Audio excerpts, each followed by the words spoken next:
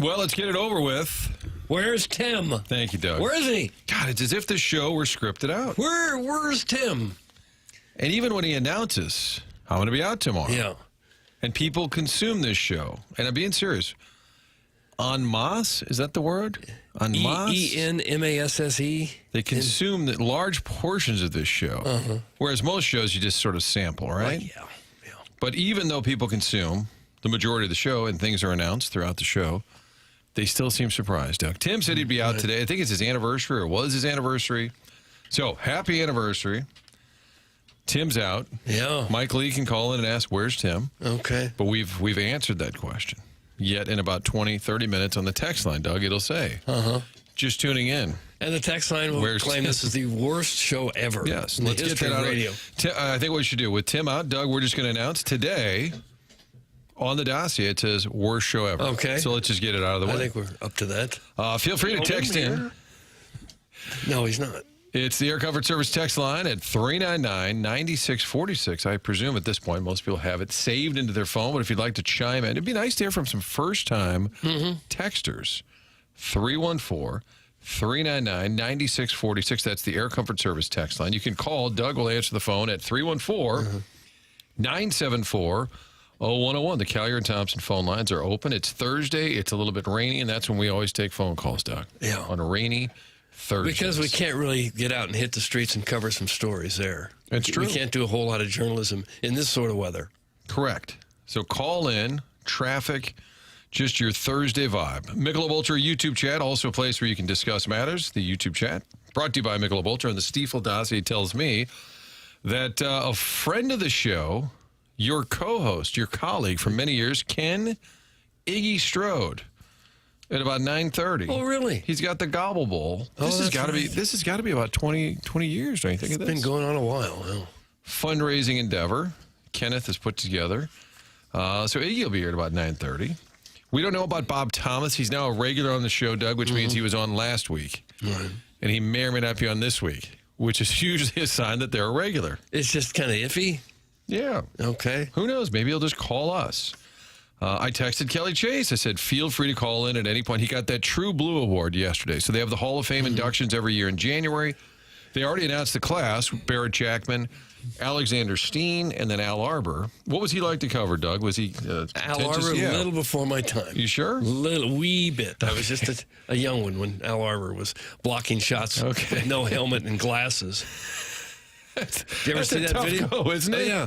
Did the goalies have a helmet on at that point? Some did, some didn't. But Al Arbor was playing defense, and he had these spectacles, and he would lay right in front of slap shots. That's when men were men. How long did it take a goalie without a mask to realize, God, this is a bad idea? It should have. And it wasn't Jacques Plante that invented it? He was the first one. I guess back in the day, teams only carried one goalie. And he would get hurt, and they'd say, well, it's too bad. You got to go out there again. And sometimes even in practice, he'd get hurt. And he said, well, I'm not playing unless I can wear a mask, because he was hurt one day in practice or something. He said, I can't play tonight unless I can wear a mask. I said, okay, wear the mask. And that was kind of the start of it. How could a goalie have lasted one game ever without a mask on? Well, if you see any of that old film, the game was played differently. They didn't take these huge slap shots that were, head high very often. A lot of the goalies just stood up. They didn't flop around like they did today, like they do today. It was completely different. Even when you see like old film of Bobby Orr, it looks like people are moving in slow motion compared to today. It was a different game back then. Was it Craig McTavish, the last one that was skating around without a bucket? I believe so. Yeah, I think so.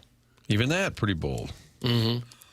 We do have hockey tonight. Blues, Flyers. What time's the coverage papers? I think that would be at 5 o'clock. It looks like we've got a game at 6. Pre-game at 5. We owe Gritty. He was at the Enterprise. The mascot was actually at the Enterprise. We joked about Gritty. Joey Vitale said he hated the Flyers more than anybody. And the Blues won that game. They were winning 3-1. They were winning 5-3. But no, they lost that game. Oh. And then they lost the last game. Yeah. But we got another chance tonight. Okay. So, hockey on the docket. Well, we'll dust ourselves off and get right back at it. But what I was saying about Kelly Chase, he gets this True Blue Award. They'd already announced the Hall of Fame class. And the True Blue is more of a organizational type pick, somebody who's been committed to the franchise forever. Can you think of a better representative of the phrase True Blue than Kelly Chase. I mean, broadcaster, player, ambassador. I mean, his face should probably be on the award. That's a good point. I can't imagine anyone, maybe Bob Plager, someone like that, who's at the same level and has just been there for decades and decades, and, they take a bullet to the chest for the franchise. Those two come to mind immediately. So congrats to Chaser, much deserved. That's in January, and you and Mark Milton will be there. Oh, and that's when. Did you feed him food or did he feed you food? No, it was Mark Hanna. Mark Hanna. I apologize. You date so many Marks, it's hard to keep track. I don't date them. They're sponsors. Doug, the sticks were curved or were not curved. They're mad at you. Doug, it's a frozen puck. Bobby Hull had a huge curved stick. None of my business. Those two donkeys don't know anything in the first place. What? They're just coming after Doug about the hockey take. When I would largely agree with you that it's just they're stronger now, the equipment's better. Oh, yeah, they shoot far harder than they ever did back then. Sticks were not curved. It's a frozen puck.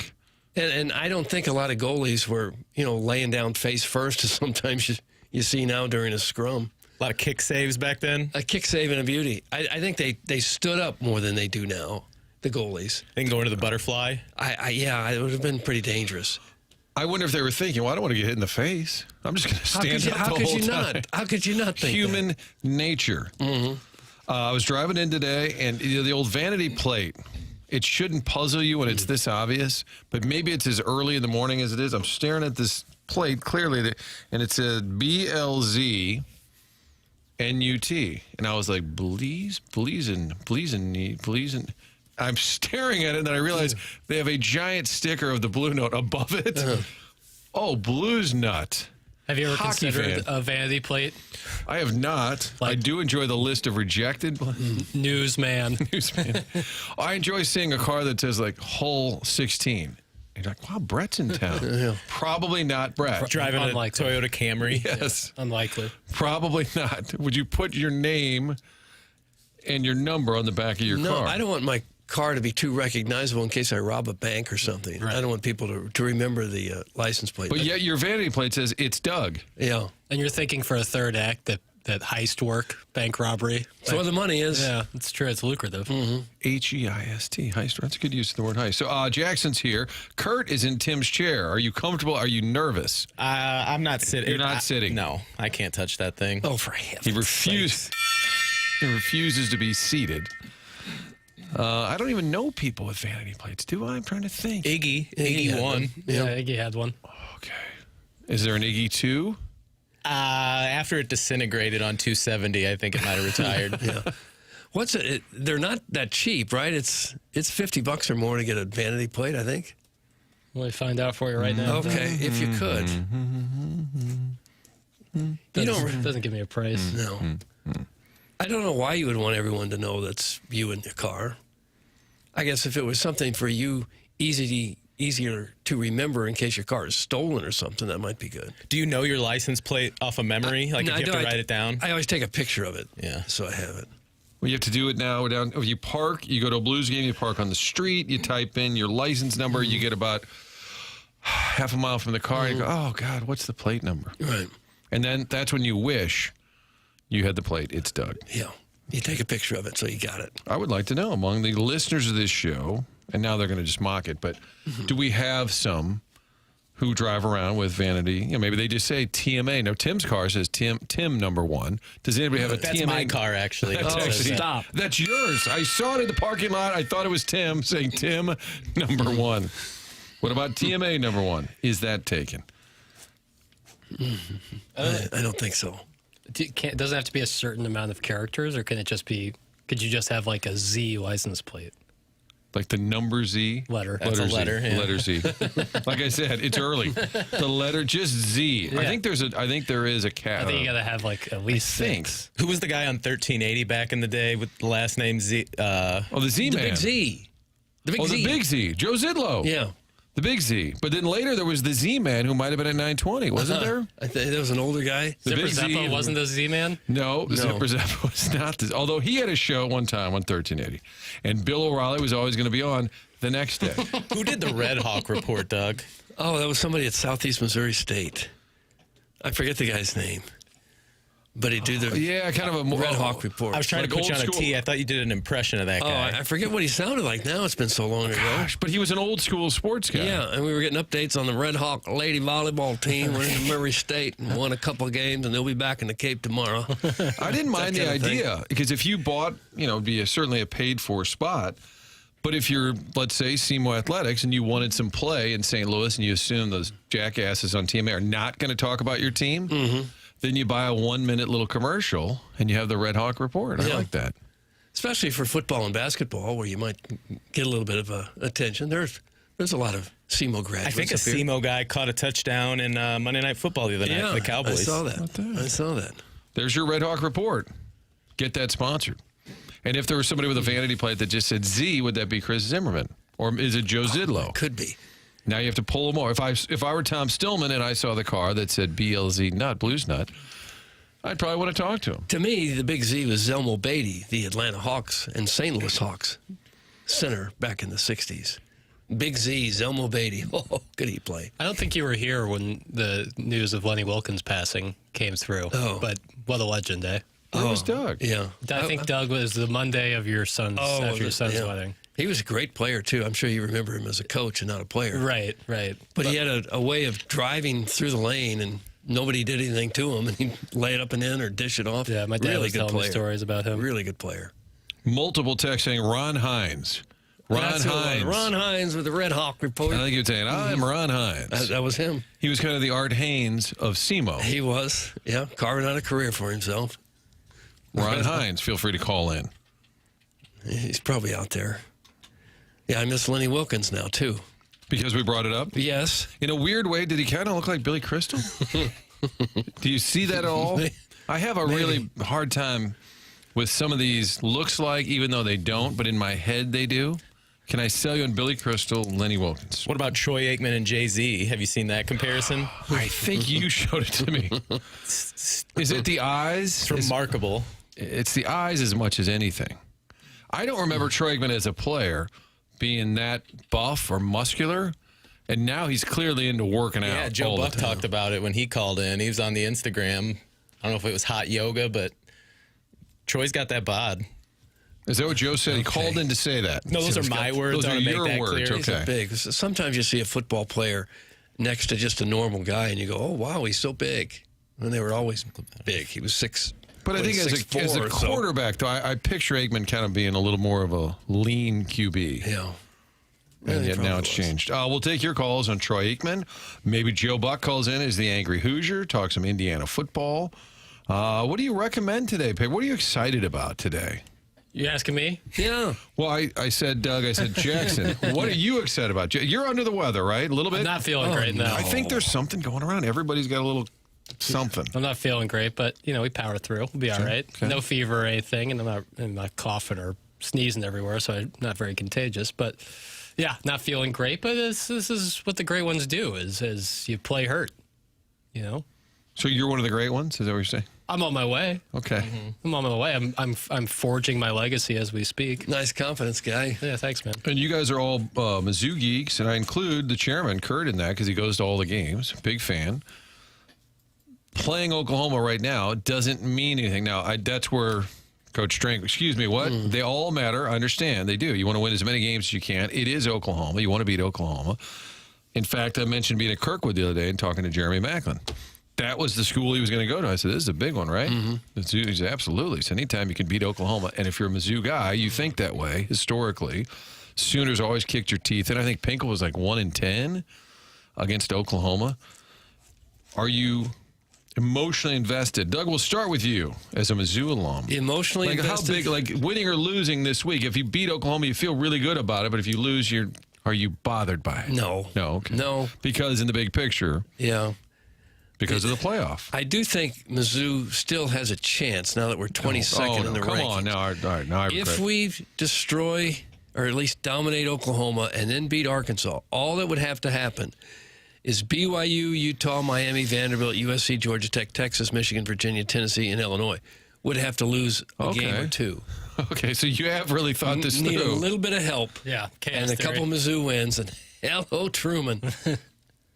For a second, I thought you had a real take that Mizzou could still, because I was like, oh, God, please don't tell me he's thinking Mizzou's still alive. But it is Oklahoma, and you don't want to be the spoiler because that's not a high bar as a program. But I would say I'm not emotionally invested, but I think for momentum for the program, and maybe, I don't know if kids anymore care about your record or if it's all just about money, but I think there's some certain image there that you want to like, and also for Drinkwitz, that narrative. Hey, you never beat a top 10. You might as well, if you'd like to get that out of the way before the season ends. So I put it in the dossier. I said, which was the original question, Doug. Okay. Would this be the biggest win of the Drink era?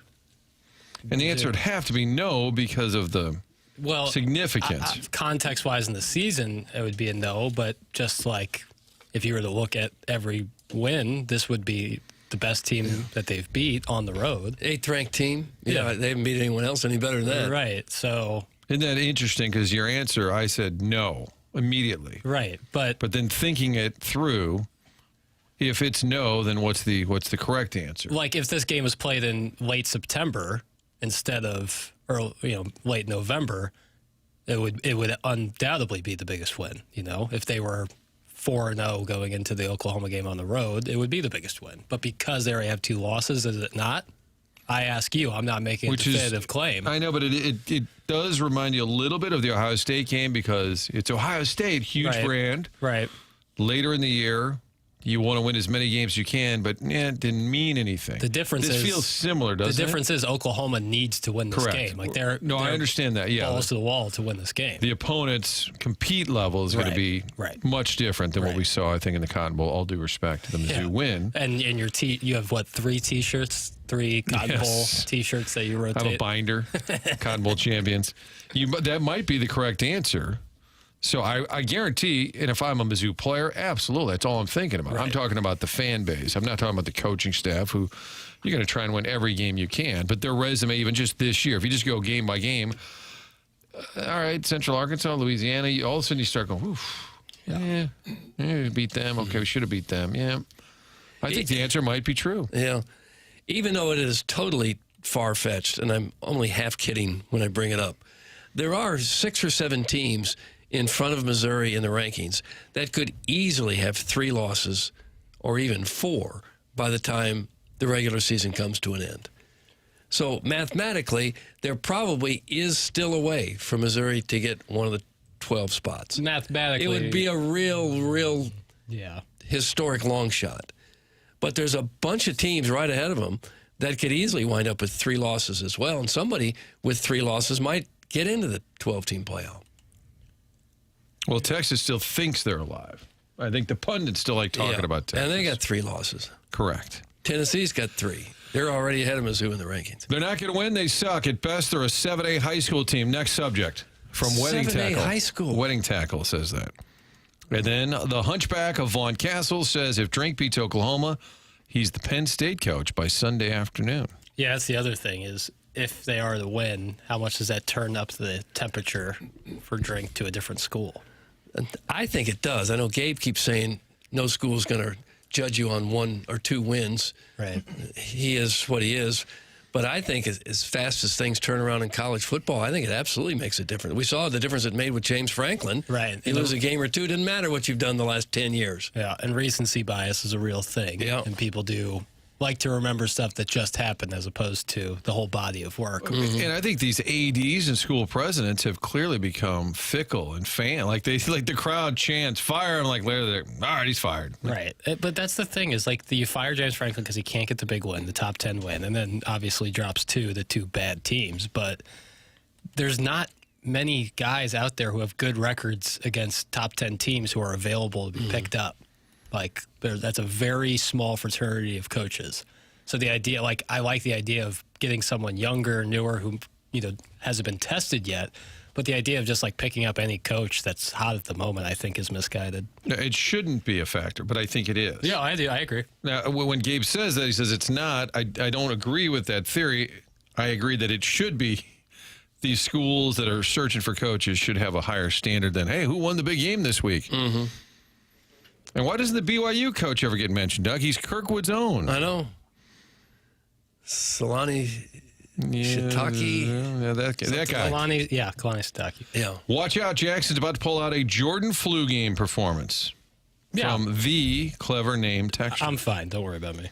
You limped in here like Willis Reed in Game 7 of the Knicks series. I did. Very similar to Willis Reed. Yeah. Guys, I feel the officiating has been targeting Mizzou all season. Very little room for any leniency for a lot of the fouls that have been called against the team this season. Do you agree? From the 314. I think every team could probably say something to that effect. They got a couple of those targeting fouls. They do seem to get a lot of the targeting, even over the last few years. I think there needs to be maybe two brands of targeting. There's the intentional targeting, and then there's the inadvertent targeting. If you go to tackle a guy and he lowers his head into you and you go helmet to helmet, that's kind of on the ball carrier, I think. I don't think that's throw you out of the game. Right. You know, 1 game suspension type of a worthy foul. Yeah. On the other hand, if you go head first into a receiver who didn't see you, just caught a ball, that's different. I agree. I think over the middle passes where you wreck somebody is different than like in the Mississippi State game, and I'm getting probably too deep into the weeds, but the quarterback was giving himself up, but his whole upper body was up in the air. And so if you're already starting to try and make a tackle, it's going to be hard not to hit them directly in the chest or in like the face mask area. These guys are going 100 miles an hour and doing whatever they can to bring down the ball carrier. Yeah. All he's got to do is dip his head, get a targeting, and you're completely thrown out of the game. Yeah. You can't compare this at all to Ohio State, Doug. No, you didn't say that. They didn't say that either. You can't compare this at all to Ohio State. What a dumb comment. This would be Drink's biggest win by far. He's never beaten a team with a winning record. We just talked about this. I think it was a winning record in the SEC. Right. Within the conference schedule. It's from the October Pontooner. But I think if you're Coach Drink and Mizzou, what's the game they always point to in terms of their signature win? They talk about Ohio State, the Cotton Bowl. Yeah. We don't believe that. We've talked about that ad nauseum on this show. But if you want to talk about the biggest win that Drinkwitz has had, I think LSU in 2020, everybody's like, holy smokes, we beat LSU, reigning champs, and then you find out they were kind of a disaster. Kind of stuff. Correct. So we're not comparing it to Ohio State, but that's the only game that's ever been talked about, really, in terms of the Drinkwitz signature win.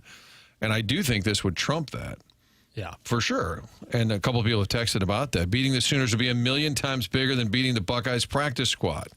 Gary Pinkel's cell phone etiquette. Did he have cell phone etiquette? Yeah. I know he had landline etiquette. And if they beat Couldn't Oklahoma, wait to hang up on Frank. He just couldn't wait. and he slammed the phone down. Hey, guys, thank you. Thank you very much. That's Gary Pinkel. Oh, there it was. It was so clear he was in his office, and you could just almost see the cable of the phone receiver to his ear. It was Gary Pinkel. He would answer the phone like, yeah, we called you. He would always answer it with his name. And Frank would, Coach, good luck. We'll all be watching and rooting you on. Like, you couldn't finish the sentence. But I think you're right. I do agree with that. But I think Drinkwitz is. I think he still believes that Buckeye win is just such a big deal because it's Ohio State. I don't agree with that. Yeah, I get why. But in their hallways, I think that's still considered this. Yeah, I get why he would drum that up. Hallowed win. Yeah. God, what's number 2? If they beat Oklahoma this week, it's going to be one of the big stories of the weekend in college football. Yeah. Because it'll be huge for Oklahoma to knock lose. them out. All over the networks are going to be talking about Missouri did this and Eli Drinkwitz did it. Well, coach, it's been mentioned for these other jobs. It's just going to ramp up that narrative, I think. How do you think that affects Alabama's stock? I know this is kind of weird, but because they lost to Oklahoma. But Alabama also beat Missouri. I don't think it will very neutral? much. I think we're to the point where if you take the top 20 teams or so, anybody could beat anybody else on any given Saturday now. It didn't used to feel that way. It's more like the NFL where you don't really know who might win what game. I think we're pretty much there now in college football. Do you think that with Ohio State and Indiana, like that they're vulnerable? I don't know because they really haven't. Yeah, sure. Yeah. Some team could beat them. Things go right for them. Yeah. I think it's a good place to be for college football. Mm-hmm. I half agree with Doug. You ever have somebody just half agree with you? Sure. In Mizzou's game on Saturday, the number on the second targeting call was going down, but the Mizzou player hit him in the crown of his helmet, so it may have been accidental helmet to helmet, but it was the part of the helmet that was the problem. That's from the Golden Hoosier shoe. It's just a good thing that's happened in the first half. You hate for that to happen in the second half and you lose them for the next game. For the first half of the next game. So we had somebody who half agreed with Doug and then couldn't agree more, Doug. You are the voice of reason on this show. And then it's signed Buck Nasty, Oh, but their name says Vizsla Enterprises. So maybe Jackson, they think they've changed. Well, sometimes people, it's Google, so sometimes people use their Google so their actual accounts. company, maybe they didn't want that mentioned. No, sometimes it'll happen. There was a Grape Ape Auto Detailing when we were on Balloon Party. That was always text in. Yeah. West Sutter Mortgage. I see that one still pop up. Yeah, it's pretty good. So what if the owner of Vizsla Enterprises walks in today and said, "Who's Buck Nasty out there? Heard it driving in." Hey, Martin, why do you hate the YouTube chat? Okay, that's to my all right. yeah. Chairman. What do we have going on the YouTube? It's to my right. It's kind of where Ed Herman locks his eyes when he's here. And this is my first time taking a look at it today. Oh, wow. You see some of the usuals in there. John Scores is hanging out. Lex Luthor, probably talking NBA. Dr. Xander Malenthrop. I love those guys, but I don't see anything worth mentioning yet. Okay. Mizzou OU is the biggest game of the weekend. Everyone will be talking about it if we win from the Heiser House Hooligan. I haven't looked at the full slate. We'll do our SEC predictions on Friday, which are never good for wagering. unless there's another big upset among the teams ranked even higher than Oklahoma. USC Oregon, I think, would be your biggest game. That's the 2:30 CBS game. Oregon can lose, they're fine. USC must win. Yes, Oregon likely can lose and they're fine. I wouldn't necessarily. I mean, the Penn State debacle, like the Penn State fall off, has not helped Oregon's case because that would have been their best win. But they're probably still okay. Some of the top-ranked teams play Shishawali opponents. It's a weird time of year for Georgia's that. got Charlotte, and Alabama's got Eastern Illinois. They're not going down. But papers will point out this is the downside, or this is the result Yes. of playing big-time non-conference games early in the season. Right. Texas A&M has Samford. Or Yeah. even a big conference game would be a better example, right? Yeah. So if you knock out a conference game in week 2 or 3, the whole country's excited about. That's normally when you would have played this type of Right, program. because if everybody played the Charlottes and the Eastern Illinois of the world early in the season, then we wouldn't have like a marquee matchup kind of game until, late September. And that's no fun. No. If Oregon loses, they're out. What are you smoking today? They would be I wouldn't say for sure. on the bottom of the 2-loss team pile, Right. I think. I think they would. I don't think that's guaranteed that they would be in. There's a lot of teams with 2 losses that would probably have better wins than Oregon. Good call, papers. Hard to text driving a semi. Talking about how their name pops up. I've thought about Don't text if driving a semi. Yeah. Didn't we have a guy call in about a year ago? He was driving a semi. He was a truck driver. We had a long talk with him, and then we were a little concerned about him being on the road. maybe. They've talked to text, I'm sure. I've thought of truck driving seems like a fun profession, an interesting profession. When I was a kid, that's what I wanted to do. Really? Over-the-road truck driving sounds like Yes. a fun profession. Yeah. Yeah, like you just get Especially to now with all the pods. Yeah, you get to see all the whole country. But you'd see one truck stop after another. Yeah. They'd start to all look alike. Don't you think it'd be lonely as hell? Yeah, I think That's it's why you have a chimpanzee. right. I think it starts as like an interesting idea, and I'm sure you get You'd really get lonely. bed sores on your buttocks. Yeah, that Give you an too. excuse to use those gas station showers. Oh, I don't want That's one. true. I have found interest. I told you I got run off the road by a semi Saturday. So did I. Really? Yeah, both of us did. Yeah. Run right off the road. If I had been in an area where there weren't a shoulder there, I'd have crashed right into cement. Oh, Did my they God. swerve in your direction? just Started change lanes yeah. right into me. The exact same And thing were you in happened the, to like me. in the blind spot kind of area, or I don't. Are you must have blaming been. Doug? right? Must have no, been. I'm just wondering where you were in relation But to the if truck. I hadn't really been locked in right at the moment when it Right. happened, who knows what Scary. Yeah. Scary. When I was a kid, the show was called Moving On. Remember that show, Moving On? He was a truck driver. Might have been Claude Akins. Oh yeah. Claude Atkins, Akins. Claude Akins. Yeah. And he was driving a big old semi, and I was like 7 or 8. And I'm like, that looks kind of fun. And then BJ and the Bear. He had his little chimp friend who wasn't a bear. So I'm like, you can drive all around the country. You could have a little chimp next to you, Doug. I think the guys have to buy their own tractor, right? They got to buy the And then truck. you do a lot of contracting. I think so. I think for many, not all. Are those things stick shifts?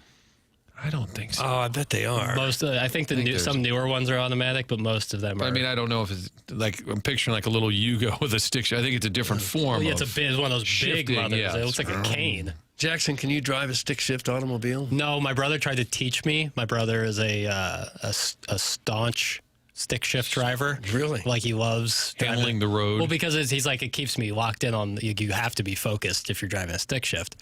You can't ever like your mind can't slip away. And he tried teaching me, and it was really before I knew how to even drive. Yeah. Like I was like 15. And I think it was in the SIUE parking lot, and bad. It went very It's a hard poorly. way to learn how to drive, for sure. I think if I tried learning now, I'd be a lot better at it because I understand like how a car works a lot more, and I've driven a lot more. But this was like even before I knew how to drive. I was grinding that mother.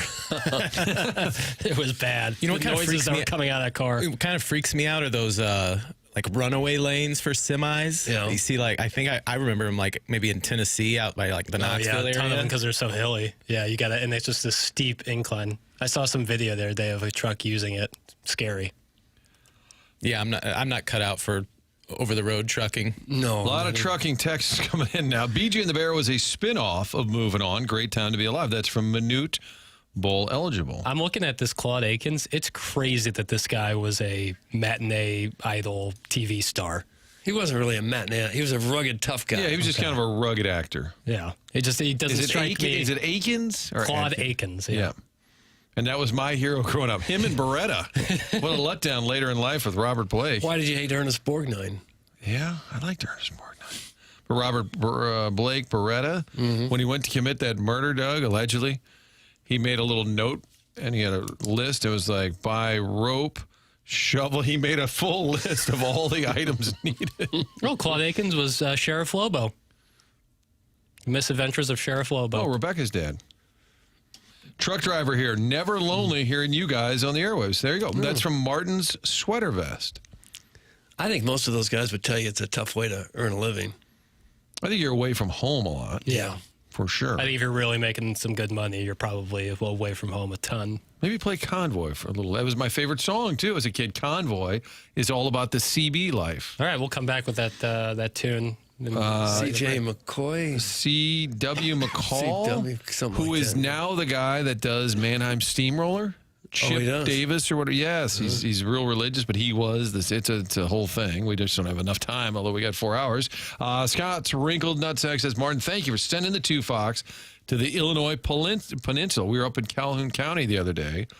Their football team, the town's less than 1,000 people. It's Hardin, Illinois.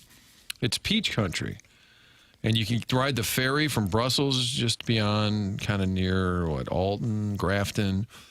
At certain times of the year, you can take the ferry, but the football team is undefeated, and they're trying to win a state championship for the first time since 1993, Doug. Why wasn't the 4 Fox there, huh? Well, I haven't worked there in about 4 years now. So Why wasn't the 5 Fox there, your new home? A school in a town of 1,000 is going for the state championship. They're in Class 1A. That's I think it's awesome. the Calhoun-Brussels combined school in Hardin, Illinois, and they're playing in the state semis. That's the awesome. coach was on the last championship team in the early 90s. Wow.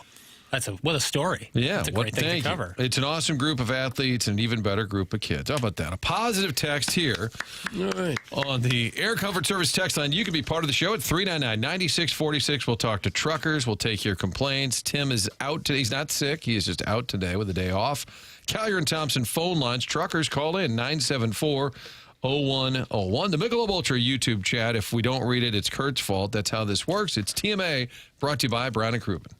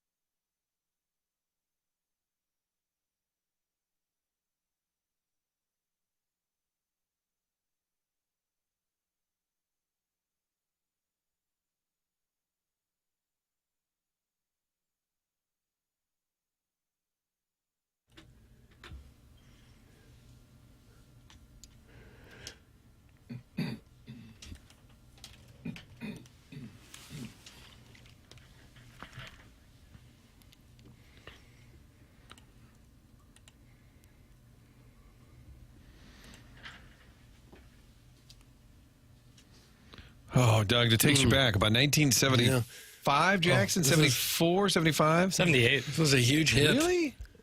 What is this from? It's just a song. It's when CBs became a big thing in your car, where you could talk to other cars on a CB radio.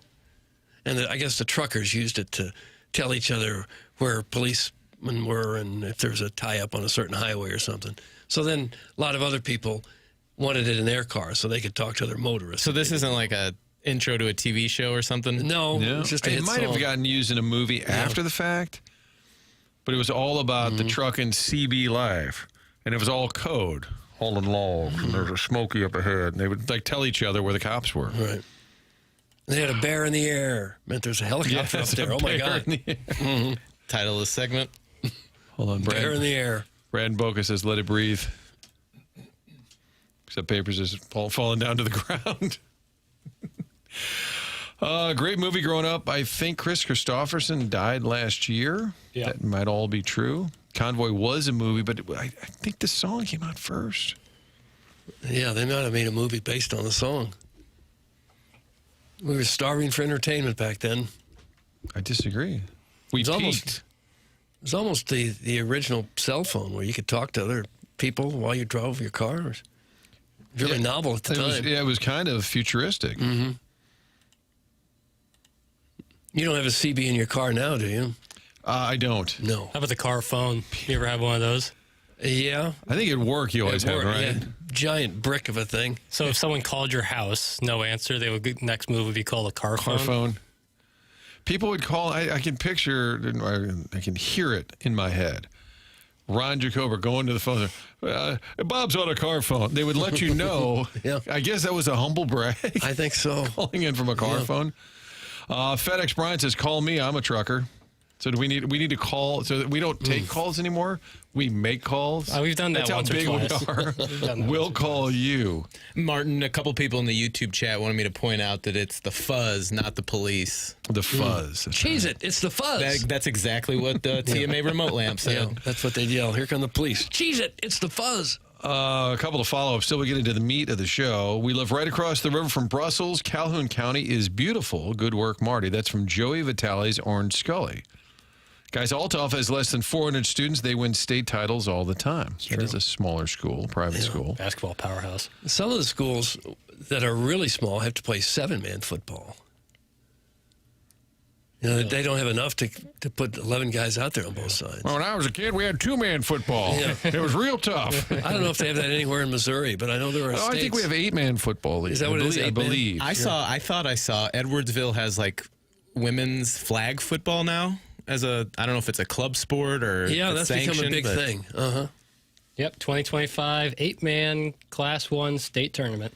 Okay, 8, not 7, but 8. Playing right now, it looks like in the semifinals, you got Rockport. This is Missouri. Yep. St. Joseph Christian. Wellington Napoleon. So who gets knocked out? I in was just 8-man wondering football? that. What positions do you lose Probably the there? offensive tackles and the tight end, maybe? Yeah, probably. Kind of like a 3-man line or Yeah, something. probably. That'd probably be a fun way to play. Yeah. A lot of passing. If you're a trucker and you live in Calhoun County and your son plays 8-man football, call in. Right. Okay, we really want to narrow down the topics today. We do have hockey tonight. Blues and Flyers. That's the same team the Blues lost to last Friday when they blew the 2-goal lead. Great college basketball last night. And kudos to Illinois for playing this schedule because they've already played Texas Tech. These are all ranked opponents. Last night they played Alabama in Chicago. And sometimes in my head things feel true, but they're not. I probably said yesterday, oh, they always play a game in Chicago. Brad Underwood pointed out they did for 24 years, always had a Chicago game for all their Illinois fans up there. It was the first time since 2018 they actually played in Chicago, but they played Alabama. Wildly entertaining game. Illinois loses, but they're still going to play Tennessee, UConn, Mizzou. And isn't that, we talk about it all the time, and Mizzou's playing at Notre Dame. They are playing Kansas. They are playing Illinois, so pretty good. I don't think you can get enough of the big-time matchups. No, yeah. And more of these coaches, I think UConn plays they played Arizona last night. UConn's playing everybody. Illinois is playing everybody. Unlike football, where for years you were afraid to even a little bit still, to take on a good non-conference opponent. Man, college basketball, it's so much better because it's November. You don't want to. Nobody's going to tune into Fox Sports 1 or ESPN to watch Mizzou play South Dakota, who they played tonight. Right. Papers will be watching, but it doesn't move the needle. No, it so as doesn't. many of those big games you can play. Right, because it doesn't hurt. Like Right. losing by 4 to Alabama, especially if Alabama pans out to be one of the best teams in the country, doesn't hurt. They won't hold that against them in tournament time. No, if you show that you are one of the best 25 teams in the country. Although much of the Big Ten still schedules rather softly. I see where the Big Ten's non-conference record so far is 72-5. You're still they just play too many games. Like even with that sick non-con schedule, they still have played Illinois State, Jackson State, my alma mater, Florida Gulf Coast, Long Island, UT, Rio Grande Valley. And the best player for Illinois appears to be Andrei Stojakovic. Ooh, can he play? Peja's Although that son. Boswell is a He's hell of really a player. they've got the half of the Balkans on their roster. Everybody's name ends in an IC. Hey, get over to Vich, the other Vich. No, Stojakovic. Boy, he's a stud. And his dad seems to go to all the games, too. Yeah, they always Peja. show him there. And Underwood says he's going to recruit that area more heavily, I guess. That's the I guess he kind would of if he had this style, kind of success. and it's the kind of style he likes to play. That's the European. Everyone can handle the ball. Everyone can pass. Everyone can do everything. And I know you're the ball knower here, Papers, but it is amazing how teams just live on the three. You'll see guys wide open from 12 to 15 feet, and they'll kick it out to another guy for the three. They just consistently, 68 combined threes were shot in that game last night. Yeah, Alabama likes to put it up as well. They shot 36. Illinois shot 32. That was a great game. A lot of times they work for the shot that would have gotten you removed from the game 25 or 30 years ago. Yes. You're shooting from 30 feet out?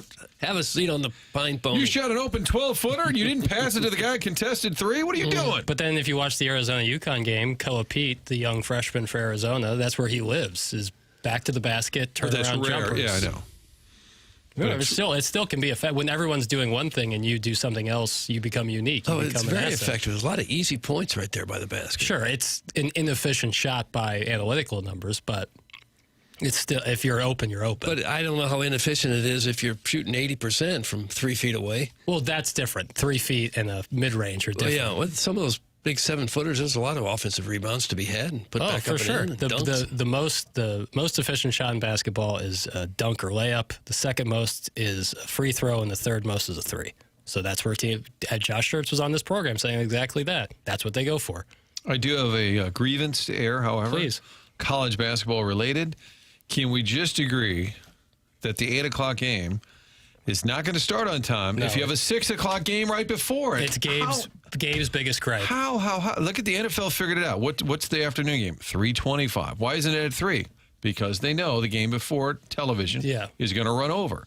Illinois. Oh, well, I guess 8 o'clock. Well, they delayed it a little bit. How many Mizzou games? In progress. Just start them at 8:15. If you're not the 6 o'clock game, 8:15. If that overruns, we'll live with it. But let's not keep doing the same thing, acting like the 8 o'clock game is going to be, nice and tidy. Oh, it's 8 o'clock, time for the next game. It never happens. It's Gabe's biggest gripe because it never. Don't get it. Second halves of college basketball games take forever. If you have to go to the review and then you have late game timeouts, if it's a close game, I mean that Illinois game didn't end until almost 10:40 last night. And I bet coaches hate when they say, like, oh, we're going to delay the push it back, because everything they do, It's all proud. of these, they're almost like military operations.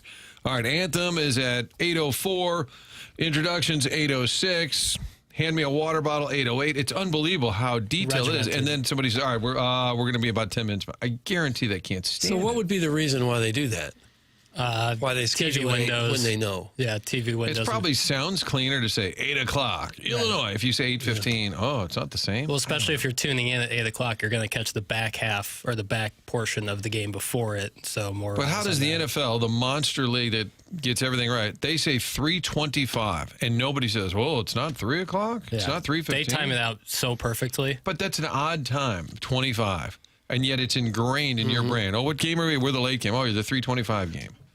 But in basketball, if you say 8:15, I know. you're going to lose people? I So don't many get of it. those NFL games go exactly 3 hours. I know. It's amazing. Timed out perfect. Where college football takes, it's ridiculous. Tim's not here today. He is out, but he is still here in spirit, Doug. He's here in Design Air. Love the folks at Design Air. Had him out to the house. New HVAC unit last Friday. Seth and his team do a great job. Tim knows that as well as anyone. Design Air Heating and Cooling online at designairservice.com. Martin is a client. Doug is a client. I'm a client, and I recommend you become a client as well. Get your furnace tuned up for the cold weather months in the St. Louis area. It's Design Air Heating and Cooling online at designairservice.com. Get that furnace tuned up, and you know you are ready to go for the cold weather months. Design Air is the longest-running sponsor on TMA, and Seth Goldcamp has come up with the most brilliant promotion and the largest promotion in the 21-year history of this show. Coming up in January, beginning on January 5th and running through the end of the month, the winner of the Design Air Heating and Cooling Email of the Month standings will receive a $10,000 HVAC system from Design Air Heating and Cooling. That's a Design Air Heating and Cooling HVAC system and installation for winning the Email of the Month. It's Design Air, the longest-running sponsor on TMA, online at designairservice.com. Guys, it's been the dream of every Eastern European kid to play in Champaign, Illinois. They've got a statue of Lou Henson. Is that right? An Eastern European? Europe, they do. Nobody cares about college basketball, Doug. Okay, stop it. Nonsense. Jesse Spanos-Taylor. If you watched the Arizona-UConn game through the end of the Illinois-Alabama game, you watched real high-quality sports last night. That was two outstanding basketball games by outstanding teams, well-coached. It was everything you could want. It was perfect. It was a great Wednesday night. I may not have been watching Arizona as much as I should have been. Arizona's loaded. I know, but Marquette was playing Dayton at the same time, and Quamaine Vayuk is the fourth. Martin, thoughts on Marquette losing to Dayton last night? Respect the A-10. Great win for the A-10 conference. I saw a lot of SLU people tweeting this is good. Anytime the A-10 can win a non-conference game. Unfortunately, my squad, Marquette, doesn't appear to be a tournament team. 3-3 on the season. They play a great schedule. Yeah, certainly. But they're the only team, I think this is still correct, Doug, they have 0 from the portal. Every kid is a recruit that they've signed. And Shaka postgame was asked, do you think maybe the portal could help a little bit? And he keeps saying, no, this is how we built it. This is what's worked for us the last few years. Now, you could argue he inherited some players when they fired Wojo, namely Iguodaro and Kolek, who were NBA players. But it's a great idea. Would you want your alma mater, hey, we do it the right way. We don't take anybody out of the portal? Absolutely not. Well, it sounds good in theory. I guess. But in practice, I don't think it. And remember, Josh Schertz was here, and he's friends with Shaka Smart, the Marquette coach. I said, do you think it's sustainable? He said, I don't think so. No, I don't think so. If everybody's doing it a certain way. If you could compete by using your own players, that'd be a great thing. Sure, but I don't think guys don't really, at least their parents probably don't really like them changing colleges every 2 years. There is some idea about getting a degree. Most of these guys are not going to be professional basketball players. Yeah. You'd probably be better off for the whole experience if you found a place that was comfortable, a coach you liked, teammates you liked, and stayed there instead of being auctioned off to the highest bidder every year. No, it's a great idea. Theory. It's fun for the fan base. Hey, we remember him, Chase Ross. He was a freshman, played a little bit. Sophomore, played more. Now he's the star on the team. Saw that with Kobe Brown, which I loved at Mizzou. But I think you still got to, I think you just, if I'm the AD, I'm saying, can you just sprinkle in? You got to mix. Sprinkle in a little bit. You want a couple guys who you've developed it's over almost, years. And somebody was saying it's almost malpractice if you don't help out the kids who are there who want to win. Right. And if everybody else is doing it, and you could get a power forward in the portal, that would, and they got tons of money, the program up there. But I think he's going to be asked about it repeatedly. The more they struggle, they're going to keep asking, is this going to work? And he says, look at our history. It works. Been to the tournament the last 4 years, made a Sweet 16. But, kudos to Dayton, who I don't think is great. I think SLU's definitely better than Dayton, which is good news. But, all right, props to the A-10, Doug. We're rooting for conferences nice now. Going A-10. Way to go, A-10. Texters throughout the day. On the show, it's the Air Comfort Service text. Inbox 399-9646. Collier and Thompson phone lines. We've asked for truckers to call in. Parents of 8 or 7-man football. I guess Illinois has the 7-man football, and Missouri has 8-man.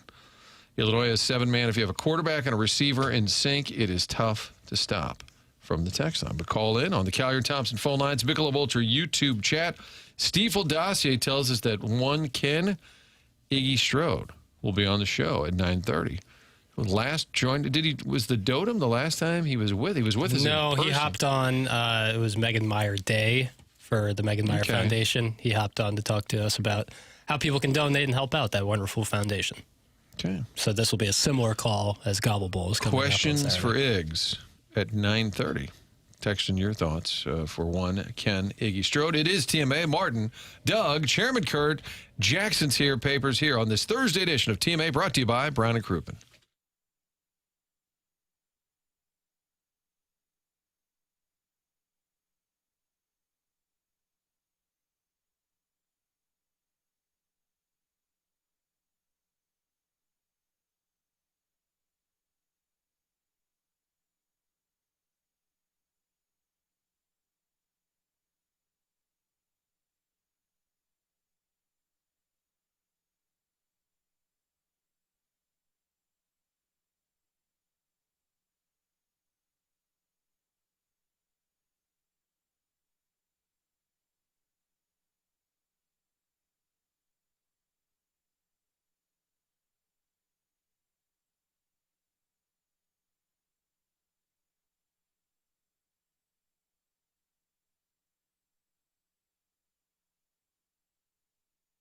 Has your car's warranty expired or about to expire? When cars break, it is always a surprise. Fixing cars isn't something most people can do in their backyard anymore. Dealership labor rates average nearly $200 an hour. The average repair costs over $1,500, while major repairs can run $3,000 to $5,000.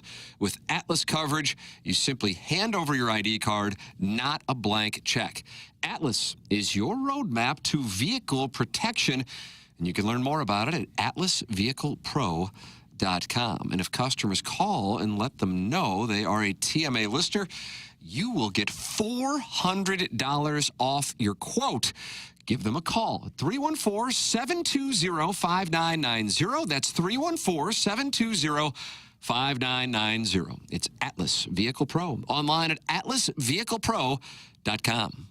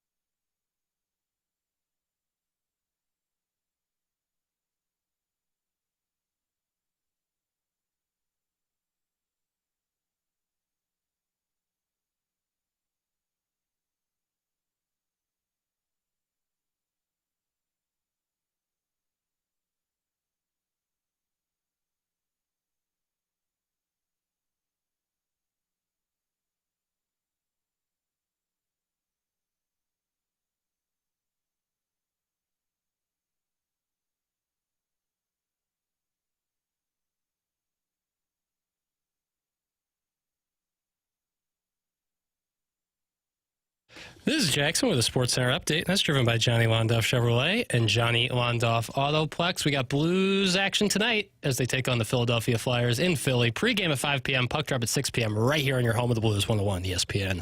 That was another Sports Center update driven by Johnny Londoff Chevrolet and Johnny Londoff Autoplex. See them at londoff.com. Chevy, together we drive. Are you kidding me?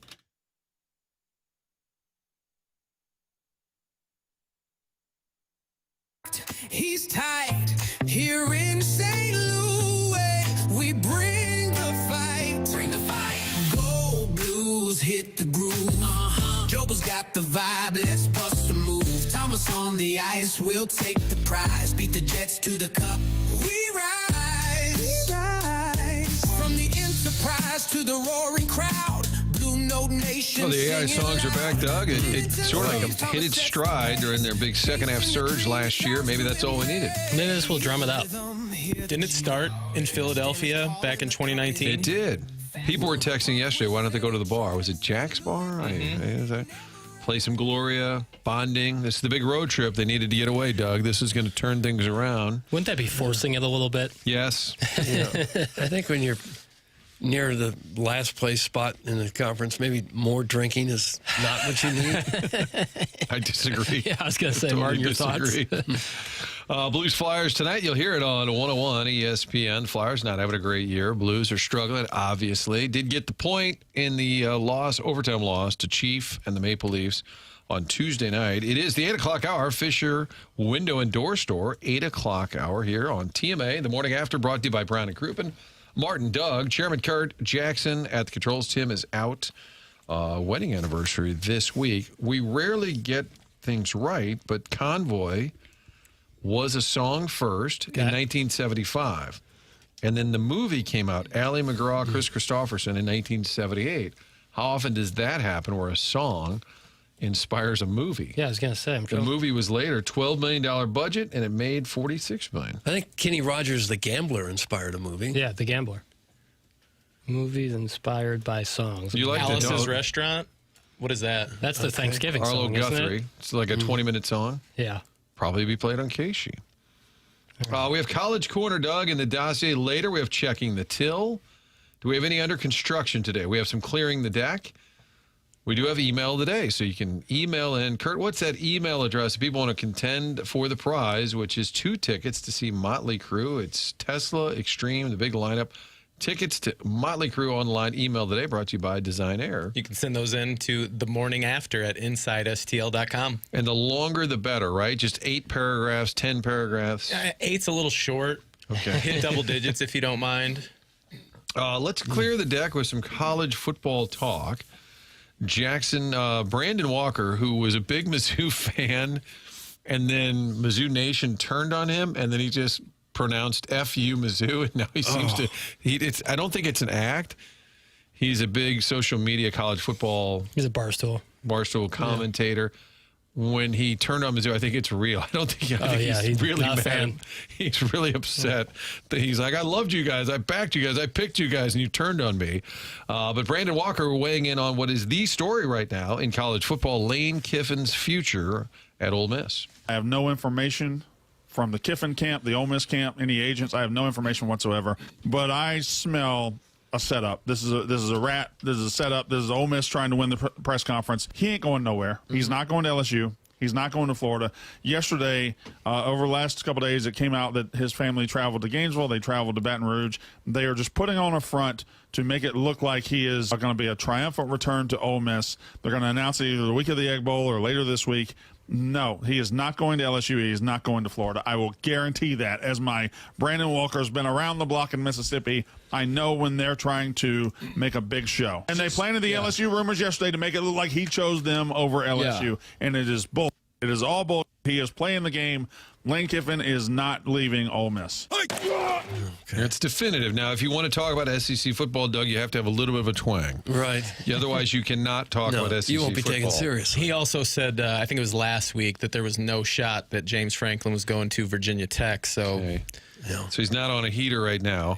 Well, it's interesting. He is all in, and I know he's not as big a name as Stephen A., but I saw Stephen A. say, get over it, Ole Miss. He's gone.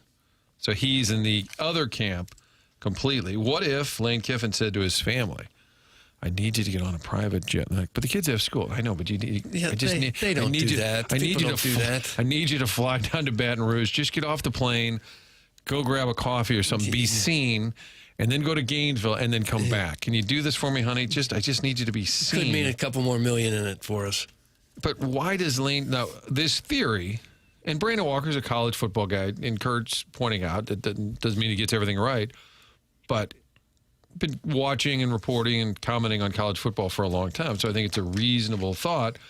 But also, I would say, why? If you're Lane Kiffin, why do you don't need a hero? You're already the hero. You know what I'm saying? Why do you need to be the hero if he's drumming all this up, or they want, if Ole Miss is helping him drum this up just so he gets a hero's return? You don't need to. Yeah, what is the point of that? No matter if he were to stay at Ole Miss, You're no the matter hero. the context of the circumstances, Without any of the hype. he would be the king of Oxford forever.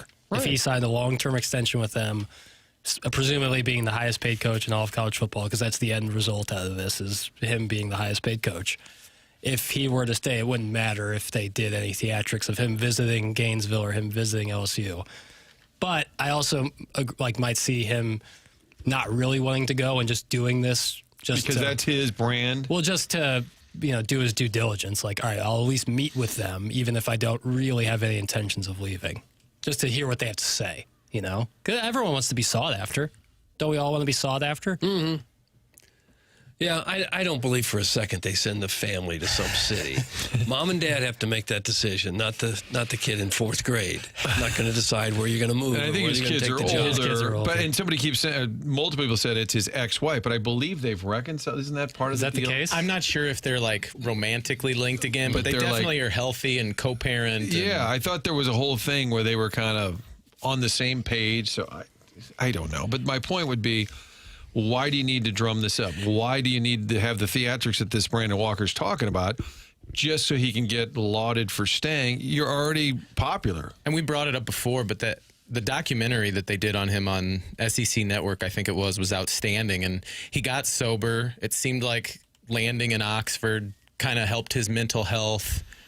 I guess money talks, but I would not mess with the happiness that you found and that you kind of already know. Mm-hmm. It would only make sense if he's trying to leverage it for a bigger contract, I guess. Yeah. But he said he doesn't care about money. That's what a lot of people say that. Right. Everyone cares about the money. Everybody. What about the private planes from Baton Rouge and Gainesville that landed in Columbia yesterday from the 314? Now, I don't know if that's a spoof. Yeah, I don't know. Not since the Mike Anderson exit have we seen Como reporters staked out at the airport. The flight tracking is another level of college football message board culture that I can't attach myself to. There's thousands of planes in the air at any given time. Trying to deduce anything out of what private planes go to what airport, I can't do it. I can't. And then you find out the billionaire that owns a steel manufacturing plant in Gainesville came to Columbia for some quick business. Right. It's such a, Or the plane was carrying the volleyball team from Baton Rouge to Columbia for a game. Who knows? Paul Feinbaum commenting on the Lane train situation. One moment. Gosh, we'll need a moment for that. This would be Paul Feinbaum of SEC Network, future senator from Alabama. Mm-hmm. His thoughts on Lane Kiffin, the whole saga, as we'll call it, at Ole Miss. And Jackson Burkett. They call him Charcoal. He's in charge of the audio on this show, Doug, and he puts together the dossier and gives us options. He's looking for. And when we have those options, sometimes we just throw them at you, and it's just kind of how the show works. It's TMA. It's a Thursday. You said Paul Feinbaum? Yeah, Paul. How do you spell it? F-I-N-E-B-A-U-M. F-I-N. Oh, just like that. Here's the audio. I don't know whether he should or shouldn't, but that was not exactly a denial yesterday, Shay. What was all that about? Was he trying out for Shakespeare, Doggy? I mean, that was absurd. The bottom line is, if you want to stay at Ole Miss, and I don't think he wants to, you just say, yeah, I'm committed to Ole Miss. I got a new contract coming out in a couple of days, and we'll have a signing ceremony. He attacked the question about, was there an ultimatum? Sure, certainly Ole Miss has told him, listen, you need to make a decision at some point. But think about this for a second. His family got on a plane Sunday and then took that plane from Gainesville to Baton Rouge. And what are they doing? They're looking around. His son is a top prospect. They wanted to visit high schools, which is perfectly all right. But this is all going on while Ole Miss is having its best season in about 60 years, hasn't won an SEC championship since John Kennedy was president, and Lane's raging about all this stuff going on. I mean, Lane, it's up to you. If you want to end the speculation, end it right now. But you haven't ended it. All you have done is exacerbate it. Was it Stephen A. who told him, oh, stop it? That was Stephen A. Oh, Stephen A. and Doggy.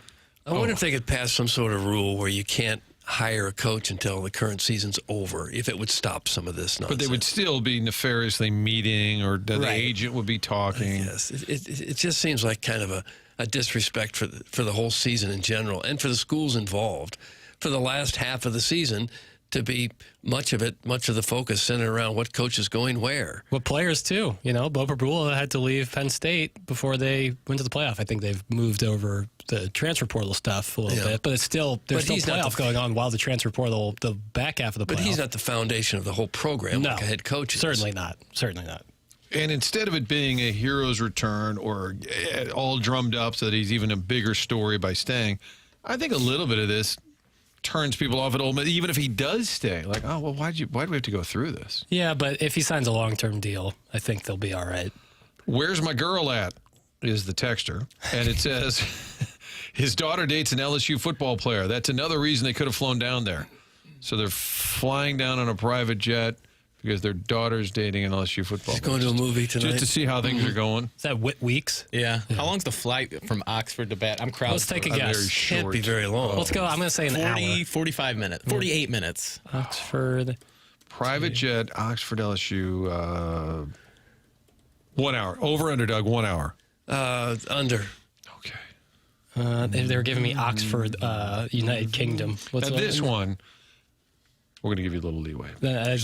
Oxford, Mississippi, 1 hour and 4 minutes. Oh, 1 hour and 4.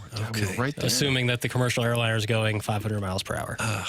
If you're a coach like him, where everybody kind of wants you, and you had a choice of any place in America to coach, if every coach was fired from every school, and you could pick... We're not that far off. Yeah, it's not a crazy thought. Every school you wanted to go to, what would you pick? University of Missouri.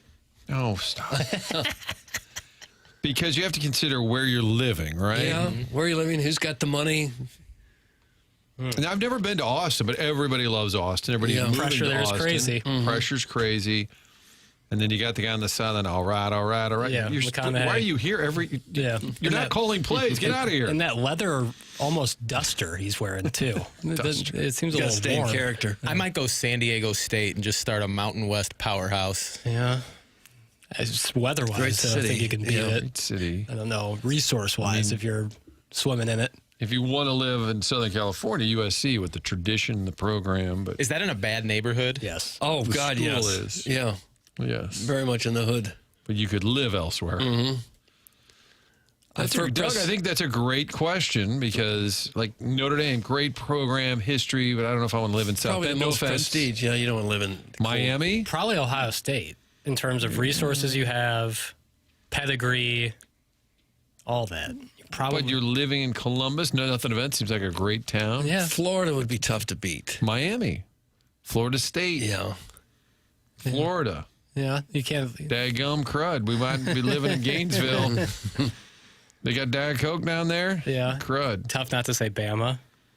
But do you want to live But that's in a- Tuscaloosa? that's a pressure. I think, so what is the choice here? Program or living situation? We have to figure all that in. It all Okay. goes into the equation. And everybody's going to have a different answer. I don't know why I said that with a southern accent. Brian Kelly over there. Wow, you morphed.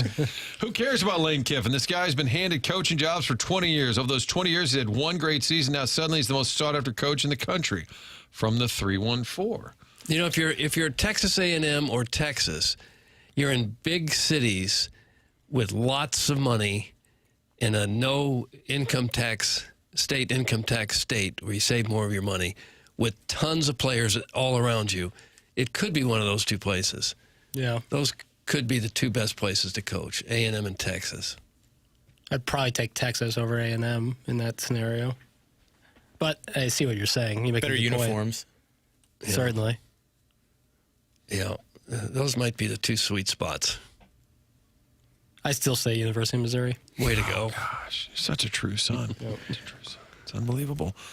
Speaking of Columbus, you see that Bill Simmons, and I don't know that it was like a bold take. No, it was like a mailbag or something. The aggregator, he brought back the mailbag, which was a big deal. Was it? Yeah, because he hasn't done it in a while. Well, and it got a lot of play, Doug. So they asked most irrelevant. Did you see the answer to this question, Doug? No. And there's no hard data on it, but Bill Simmons gave his opinion on the most irrelevant professional sports franchise. Do you want to wager what he mentioned as the most irrelevant And sports that's the franchise? 4 major teams? Yeah, so I would say you'd probably take the NFL out of the mix because they're such a big brand. Yeah. It's hard for any of those teams, although the Jags, the Texans, I don't know. I mean, but the NFL is such a monster. It's hard to put them in that category. Could it be someone like the Utah Mammoth? It's not a bad thought. Smaller Former town, Coyotes. never won anything. Yeah, I don't mind that, actually. That is not what he threw out there. It's the right league. He threw out an NHL team as the most. He said, I've never heard anybody talk about this team. Columbus Blue Jackets. Yes. And did you see this? No. That's actually what he mentioned. And he said, I've never heard anyone talk about the Columbus Blue Jackets. No. And then I started thinking, that's a great question. Because then you come up with a team that's been bad for a while. Like, yeah, but somebody said the Athletics, but they have a good history. And I think that's part of it. I think the movie Moneyball makes it's legitimately a reason why they wouldn't be. But what about the Charlotte Bobcats? Hornets? Yeah. They're so irrelevant, you don't even know their name. What are they, the They'd be Hornets up there. now? They're the Hornets now. Because they got it back from New Orleans? Yes. So they were the Hornets. They went to New Orleans. New Orleans Hornets. And And then then New Orleans wanted, Charlotte wanted the name back, so Charlotte Hornets, and then the you following this, Doug? Hornets became the Pelicans. But It's not that hard. But were the Bobcats in existence when the New Orleans Hornets were in existence? Yes. And then they just got their name back. Yeah. Give them a name back. Okay, Bobcats, Hornets, whatever the Charlotte NBA team, they've been largely, Yeah, they're other irrelevant. than Michael Jordan being an owner. That's the whole narrative there. Why do you hate Jordan Larry went there, Johnson? couldn't make it work, and I don't know anything else about the franchise. Glenn Rice was great. Glenn Rice, back in the Larry day. Johnson, Grandmama. Oh, but okay. This is really starting to make me mad, Martin. All right, this whole list. No, just you and this Bobcats disrespect. Oh, It was terrible. hold on. So it was just the have been awful. Hornets, and then they became the Bobcats. So Charlotte couldn't support the team, but then they got a new team. No. They've always been there. Like the Charlotte Hornets through the found this, Bobcats, back to the How Hornets. did New Orleans get the Hornets name? How did they get it? Yeah. Because they went to the Bobcats. I don't understand. You're What? confusing. Hornets. I don't understand. Doug, what do you Well, think? Charlotte's 4-11 this year. They're off to another They great stink. start. They got Con Knipple, though. How much is that helping? Not much. They're still bad. They got LaMelo Ball. I saw them play the Bulls last year. Mayor of Burkesville says the Sacramento Kings. I think that's not a bad choice either. They've Pretty been irrelevant. Falling in obscurity for a while now. Are they the ones that light the beam? Yes. Okay. So they relocated to New Orleans. Right. But that wasn't. Oh, that was, So you act like I'm crazy. The Charlotte That Hornets was- moved to that was New an- Orleans. you They didn't lost just me give them about their 5 name. minutes ago. that was in 2002, but then the Charlotte Bobcats They gave 'em a new expansion in franchise. 2004. So Right. they just one year without a team. That's where I got confused. And they became the All Bobcats, right, I will and then they take got the name apologies back. because I've never heard of a team losing their name to another city and then just grabbing it But back. more They or lost less, their team. but only for a year. Well, but it doesn't matter. My point was the Charlotte Hornets became the New Orleans Hornets. Gosh, I'm tired of this story. And then they got the Bobcats Yes. as a franchise. And then Right. they said, you know what, we wouldn't mind going back to the old And there's days. an extra layer. When Hurricane Katrina hit, the Hornets had to relocate just for half a season to Oklahoma City, which proved to the NBA that Oklahoma City was a viable market. So when Seattle was looking to leave, that's how Oklahoma City got the Sonics, now the Thunder. And the New Orleans Pelicans are a pretty darn irrelevant franchise, too. Very much so. They're terrible this year. They took a picture of their stadium 14 games in, and it was half empty. 2-13. Come home, Pelicans. Huge push for St. Louis to get the Pelicans. Great. Half of the kids in the 90s had a Charlotte Hornets starter jacket. I can picture that. Was that because of Larry Johnson? I think the colors had a lot to do with it, too. Kind of teal and black? All right, but thank you, Papers, because I was trying to... You had my brain twisted Yeah. that somebody just stole their team name. More or less. I Like mean, the they really Cubs just they missed became the 1 Cardinals year. for a while, and they were like, hey, we wouldn't mind our name back. Can we just... Is it okay if we have our name back? I just don't get they moved because they I were think it's getting 'cause bad MJ, though. attendance. Did he get involved at that point? Yeah. And why wouldn't Charlotte? Why wouldn't the NBA work in Charlotte, Doug? And if it doesn't work there, would it work in St. Louis? 969 NBA. Call in. That's how it works. If you're consistently bad, teams don't work in a lot of markets. Yeah. That's tough. You can be a great sports area, sports market, but if your team is always bad, people will stop showing up at some point. So Bill Simmons said that the most irrelevant franchise was the Columbus Blue Jackets. I think Sacramento Kings is a good thought. I think Charlotte even more so. Yeah. It's an NBA franchise. We'll take your thoughts, your calls. 8 o'clock hour brought to you by Fisher Window and Door Store. Iggy, Ken Iggy Strode at 9:30 coming up on the program. TMA powered by Brown and Crouppen.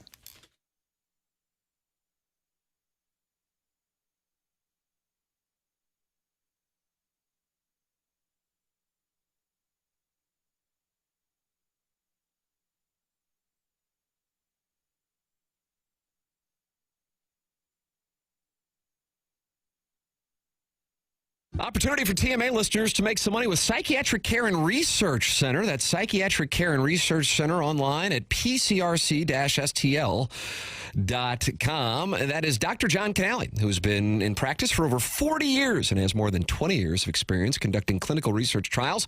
He was among the first psychiatrists to establish a practice west of the Missouri River in St. Charles, bringing decades of expertise and leadership to the field of psychiatry. And he is conducting clinical research trials for anxiety disorder, depression, bipolar depression, and obsessive-compulsive disorder. 40-plus years in practice, 20-plus years conducting clinical research trials.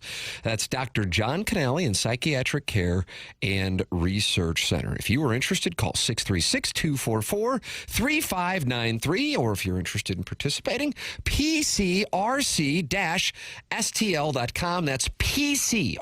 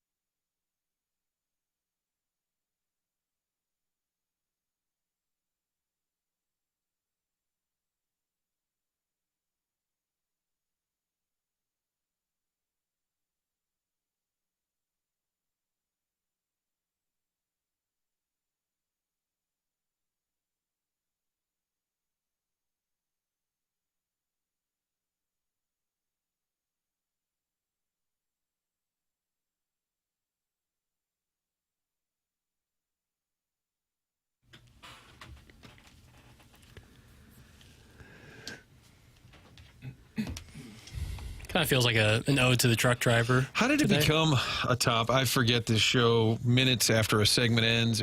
We got into truck driving in the first hour. Doug got run off the road by a semi. Yeah. But And then I said that I had, harbored an interest in possibly being a truck driver, as did you. The song Convoy came up, and then I played Convoy. But did it all start with you saying you wanted to be a truck driver as a kid? Right, which was spurred by Doug's story of almost being run off the road. Okay. So it all started with the story from Doug. I don't know. I think we were talking trucking before, and then Doug said, well, I almost got run over by a truck. Yeah. I'll go back and listen later, which you can do as well. The podcast brought to you by Schaefer Door Company. 8 o'clock hour brought to you by Fisher Window and Door Store. Phone lines wide open. Truckers call in 974-0101, 314-974-0101. It's the Callier and Thompson phone lines. Text into the show if you're satisfied or dissatisfied. Mostly Are we really talking NBA name changes? Jesus. Yeah. From Doug's exactly prison what I'm wallet. talking about. Jesus.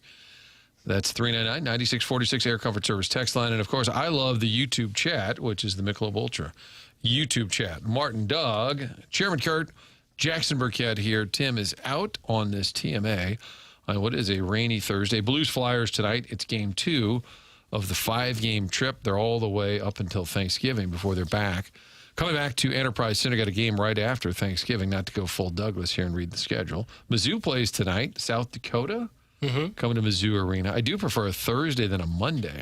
There's so many teams that play on Mondays. College basketball, and I know Big Monday was a thing as a kid. If it's a great matchup, yes. But just a random Monday, who'd they have the other night? Prairie View? Prairie View A&M on a Monday. It's almost like they're checking boxes. All right, we got to play some games. Yeah. Okay, we got to play some What's games. South Dakota's nickname? Jackrabbits. I thought that was South Dakota State, or did they drop the state? Bison. South Dakota State is the Jackrabbits. Yeah. South Dakota, it's a paw. It's a paw. Yeah. South Dakota Paw. It's they are the South Dakota Coyotes. Coyotes. Okay. You want to take a guess on what town they play in South Dakota? Is that Rapid City, or is that where South Dakota Is that your State? official guess there? How about Sioux Falls? Well, there's only 2 I could come up with. Pierre. Here. They play in Vermilion. Vermilion. That was the other of one. course, That was the of other one I course. had on there. South Dakota State, which produced Adam Vinatieri and Adam Timmerman. They had a great running back a few years ago. I can't remember his name. Lamar Gordon. Now, he was in North Dakota State. He was going to be great for the Rams, Doug. Yeah, didn't turn out quite that way. Okay. And SLU plays tomorrow night against the Purdue Fort Wayne bunch. IU. Anybody know their nickname? W. The Jackrabbits. No, The Paw. no. The Mastodons. All right. Are you happy that the Mastodons are extinct? What is I that? guess I think I, we'd used to roam this area a We'd little be in bit. trouble if they were still walking around. Is that like a Yeah. woolly mammoth? Yeah, to have a really angry elephant running around, that would not Yeah, be I'm pleasant. good on that. the less things with tusks, the better. I think so. Although there are animals out there now that would easily kill us, but we've somehow managed to coexist with lions and tigers and bears. If it's black, fight back. If it's brown, lay down. Oh, If it's white, good night. Yeah. Hold on. How do you guys know this? that's the bear That's the community. way Because we're woodsmen, man. You're woodsman? Yeah, outdoorsmen. Get our hands dirty. Okay, say it again. If it's black, fight back. Black bear. If it's Okay. brown, lay down. Because they'll leave you alone if you lay down. Play dead. If it's white, Good night. In case you're in the Arctic, sometimes Okay. clubbing baby seals and a polar bear were to come, you're Good dead. night. So Yeah. don't fight back or lay down. Just what? Fetal position? Get right with whoever you need to get right Get your with. affairs in order. You know what I always find interesting is that the blue whale not only is the biggest animal on Earth right now, it's the largest animal to have ever existed. Yeah. And we're right now. I think that's interesting. You know what I heard the other day was that sharks have been around longer than the rings of Saturn. Wow. You can fact check Who- that, but who I would did know see that somewhere. Who could figure that out? Doug? I don't know. How would you know how long a shark has Significantly been older. around? Sharks have existed for over 400 million years, while the earliest 400 million. How do we know that? with the earliest evidence dating back approximately There's 450 records. million years ago, while the rings have estimated to have formed about 10 to 100 million years There ago. are records of what happened 450 million years ago. You got to Were they the Charlotte Hornets or the Bobcats in 400 million years ago? I mean, what What tooth or cartilage that they found on a shark told him, this guy's been around for 400 million years. I won't let you go after archaeologists, not on this day. Okay. I just wonder how much of it's made up and how much of it's based on real science. How you would know 400 million years ago. Archaeologists call in. Guys, didn't TJ Oshie go to South Dakota State? I believe he was North Dakota. Yeah. The Fighting Sioux. Mm-hmm. Well, people are mad that Doug didn't point out. Your guy Tucker Kraft went to South Dakota State. Oh, yeah. Well, he burned me bad. The prime ministers are just a force. Prime ministers in fantasy football, 10-1. Morning show prep is all fun and games until Tim takes a day off. We're having fun. I saw some compliments and I didn't mind the Bobcats thing, but up until the Bobcats thing, it was all We had praise. a perfect game going, Yeah. and then we went sideways. But we stranded Papers that and I runner. couldn't We're all right. decide if the We just had to nail that Hornets down. became the Bobcats. How did the Bobcats become the Hornets? Eric in the Central West End said, my dad is from Fort Wayne. So No text fooling. in where your dad is from. They used to have an NBA team, Fort Wayne Pistons. God, that's hard to believe. Really? Yep. Yeah. Where my girls at, they said carbon dating. Well, yeah, of course. But can you really nail it down for 400 million years ago? There's probably a slight margin for error there. 400 million years ago. I just read what I looked up. Okay.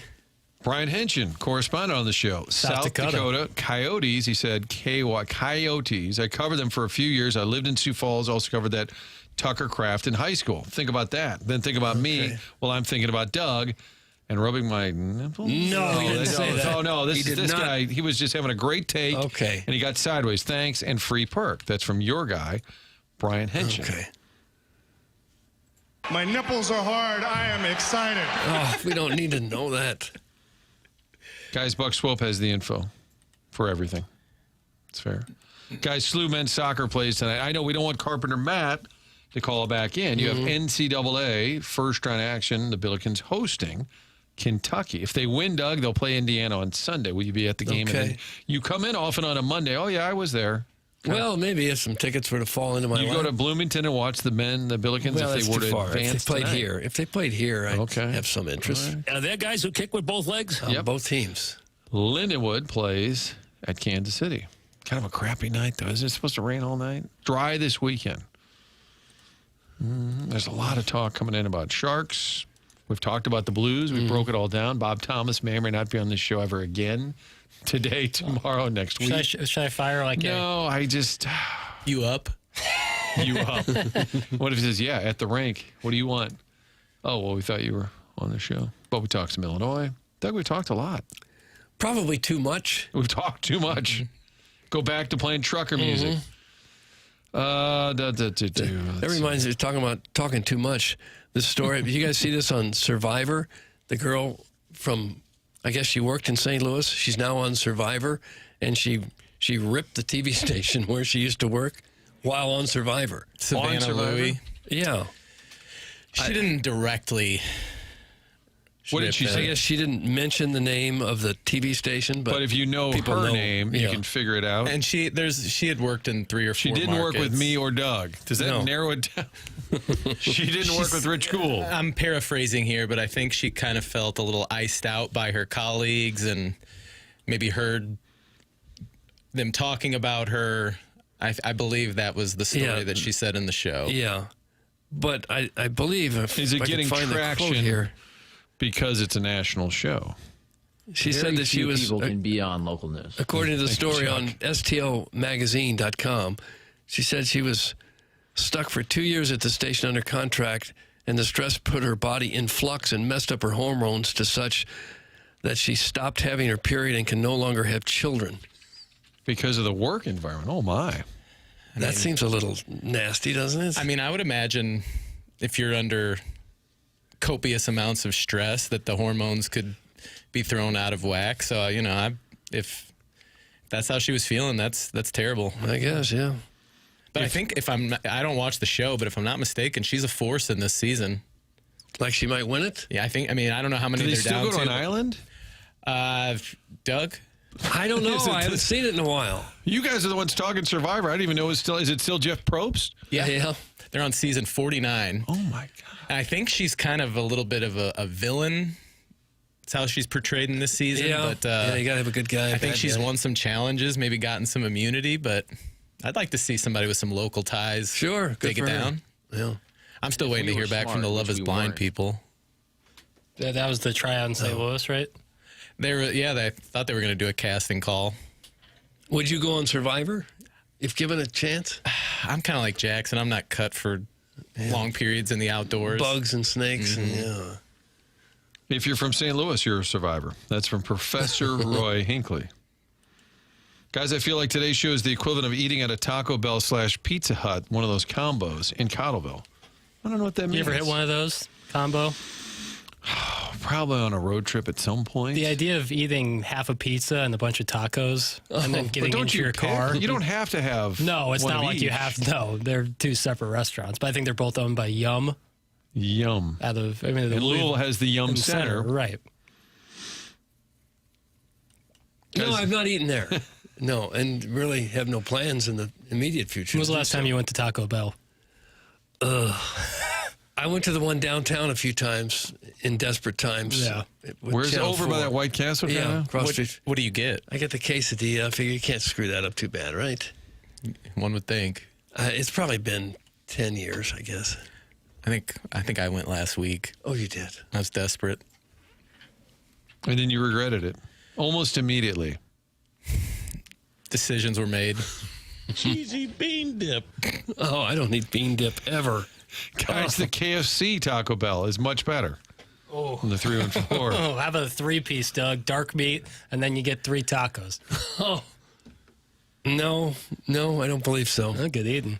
I could teach the days to drive a truck if you'd like. We could make a weekend of it and then party at the Heiser House. That's from the Heiser House Hooligan. I thought maybe that was Dan Jansen. He wanted to teach you to drive a truck. When I was living on the hill, sometimes those big semis would try to drive down those narrow streets on the hill. Brutal. Oh, yeah. Brutal. You can hardly get a regular-sized car down there. Yeah, that would not be something I envy. I think like driving on the highway is one thing with those big rigs, but the idea of like being in city areas with a semi truck, no, thank you. And you just have to assume you can't go in reverse. Right. Saint Lunatic 92 in the Michelob Ultra YouTube chat, Martin. He said a guy on this season of Survivor got bit by a super venomous water snake and got kicked off the show. First time in show history. Wow. Well, they got him. He got kicked off because he got kicked off. Might have been a harsh verb. Maybe there, he had to leave to get treatment. Yeah. Oh, and when I was in Costa Rica, they kept warning us about the fer de lance. Said if you get bitten by that, you got 2 hours. 2 hours to live unless you can get to the antivenom. Is the sucking the venom out of a snake bite, is that a real thing, or was that city slickers? I don't know. I don't know. It's real. I developed a stress-related heart condition working at that same station. Not when I interned for you, Martin. That's from the D-Gen from Jeffco. So somebody interned for us and them. Thankfully. I guess people feel stress in different ways. You ever feel that stressed out at Channel 2? No, but I do have that dream where I'm not prepared for the show. Yeah. Happens probably twice a month. You have a dream where you run out to the set and you forgot nothing. your papers, or they say none of the tapes are in, and they're like, stand by, and like the Blues video's not ready, Cardinal video not ready. I actually had a few of those shows. Did either of you Getting guys closer to reality? Did either of you guys ever have the dream where you went out for a sports cast and maybe you didn't have any clothes on? No pants, yeah, maybe once or twice. Really?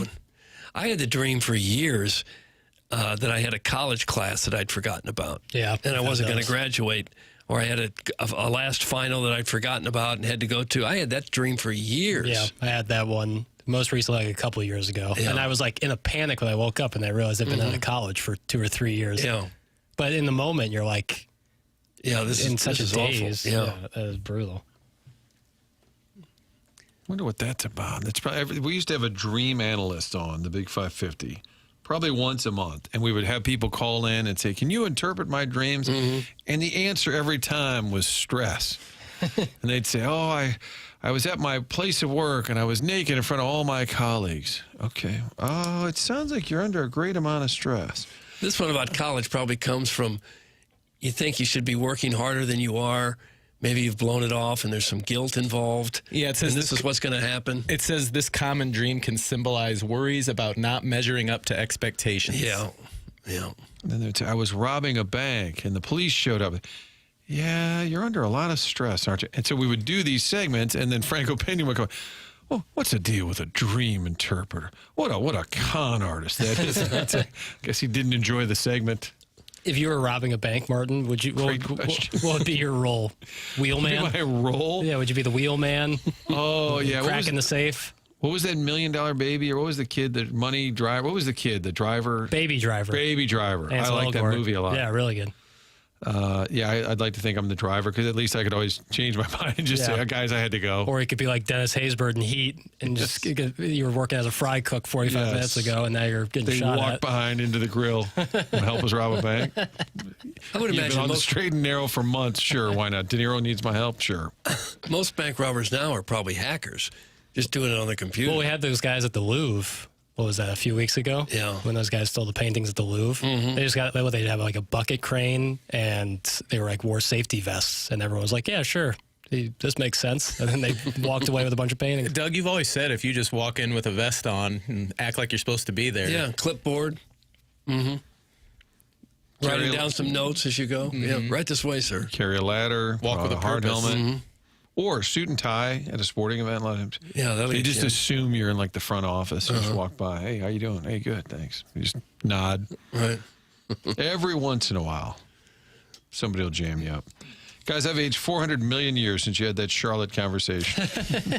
We nailed it down. We finally figured that out. It took a little while, right? Yeah. Just seems like you're getting awfully specific with the carbon dating. Oh, yeah, exactly. 400 million years ago. Rock layers, Doug. Learn geology on the 314. How many sharks are there in the rock layers? Probably none. Shark tooth with a 400 million year old cavity. Guys, my dad's from Haytime, Missouri. My dad's from Trenton, New Jersey. Oh, yeah. People actually texted Because me. Eric and Central West End says Yeah, and I don't remember all because we mentioned Fort Wayne being an NBA city. Or no, Yes, was the it Fort Wayne reversed? Pistons, right. I don't know.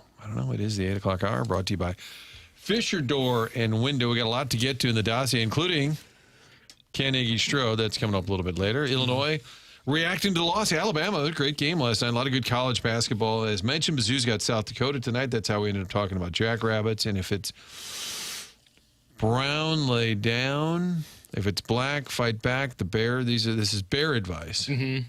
And if it's white, Good night. Good night. Is that what you said? Okay. And that's what George Clooney would say. If it's white, good night, good luck. Now, what if it's gray, like a koala bear? Say hey. Oh, if it's gray, say great. I think that's in the marsupial family, so it's different. Still in the fun with audio, right? We still have your guy, Shane Beamer. Yep. Still have Some Underwood. everyone's guy, Dan Hurley. Yeah. Oh, the Dan Hurley stuff is good. That's your favorite coach, right, Doug? I think he's the most obnoxious coach in college, right In up college to sports? maybe in history. In He's up history. there as just being obnoxious. I think maybe so. He's been successful for sure. Yeah. There was That is a take. There was a controversial call last night, and they just panned to Dan Hurley, and it's him looking up at the video board with his arms crossed, and you know once he sees this replay, he's going to go back crap. And the sports information director last year for UConn threatened to get somebody fired. Remember that whole thing? It kind of died down. But at the time, it was a huge deal because it wasn't just that Hurley. Remember, I think it was they had video of him. After a game under the Yes, and then the arena, sports information director said, you get rid of that or you'll never From cover the us New York again. Post, UConn staffer threatened to ruin reporters' life over Dan Hurley video. And that's when the reporter says, I'm in the sports media. I've already ruined my life. You can't ruin my life. Yeah. I've already taken care of that. All right, this is TMA. It's brought to you by Brown and Crouppen.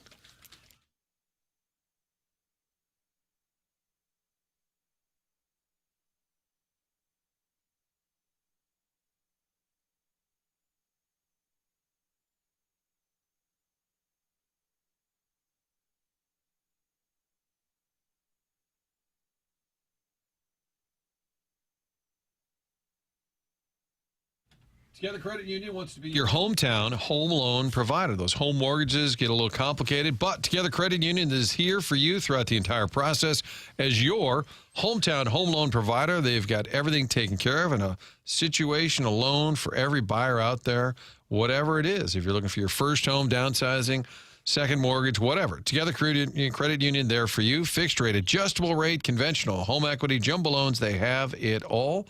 Even those specialty loans, FHA, union member mortgages, and the one I've talked a lot about, community contributor mortgages for our teachers, our first responders, firefighters. Find out more at togethercu.org. Together Credit Union, handling everything here in St. Louis. Talking about the underwriting, the servicing, everything is done locally. So remember, Together Credit Union is your hometown home loan provider. Check out the rates at togethercu.org. Here's to making St. Louis your home. Together Credit Union, federally insured by NCUA.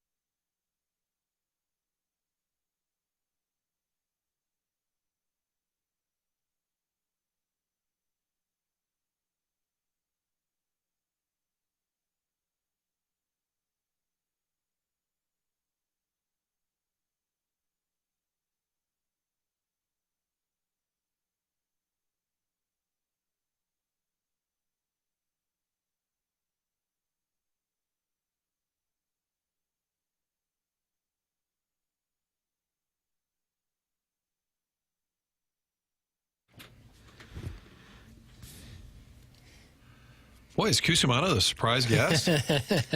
This is the anniversary of Rocky. No, it's honestly in Philadelphia. It's honestly not. Blues in I thought Philadelphia is it a good was. call. Is But it? that's not why you played it? I thought what Chairman said is why you played it. No. But I thought I There heard on the would have radio been a just good today. reason. It's like 40 some odd years ago. Rocky. 50. yeah, came out November 21st, 1976. So we're coming not up quite on the. 50. I've never seen the film. You've never seen Rocky? Never any of them. Wow. Wow. I played it because I was gonna make the contention that this is the greatest theme in movie history. Bill Conti? Yeah. You have to see at least the first Rocky. You may not need to see the others, but the first one you got to see. Who's the antagonist in the first Carl one? Levin. Apollo Creed. Okay, maybe this weekend, Doug. Okay. I'll watch The Godfather and Rocky. You haven't seen The Godfather either? I have not. Shame on you. Yeah, you guys always talk about it, and I just feel left out. Yeah. That's hard to believe. Godfather and Rocky. Who is this guy? I think you'll have more fun with The Godfather, but both are absolutely. Oh, come on. Nothing wrong with Rocky. Nothing. I love Rocky. Sounded like you were kind of dismissing it, though. No, Or I saw. by comparison. I saw it while I was using the restroom in the commercial break, and I saw something where Stallone said that the shot of him running up the stairs and doing the famous Rocky pose, they didn't have enough money for a permit to shoot there. So the reason he's running and doing all that is because they had to film it quickly before the police showed up to say, "Hey, you can't film here." Well, I have a permit. You had to shoot it quick. You're like, what did he say? He said they didn't have a permit and they had to shoot it quick. Apparently, he had written the movie, and Yeah. Hollywood was interested in it, but he insisted that he be the lead. Yeah, and so they kept saying, no, we need a big actor. He said, well, then I'm not selling it to you. Yep. And then finally they caved and let him do it. Yep. And that's what makes the movie even greater, is that he had this idea and he was nobody, Sylvester Stallone, and then went on to make the great arm wrestling movie. Over the Top. Over the Top. But he won the Oscar. Good or bad? Over the Top. I don't know if I've ever seen the arm wrestling I have picture. to admit, I have not I seen haven't. It seems like a thin premise for a movie. Yeah. arm wrestling.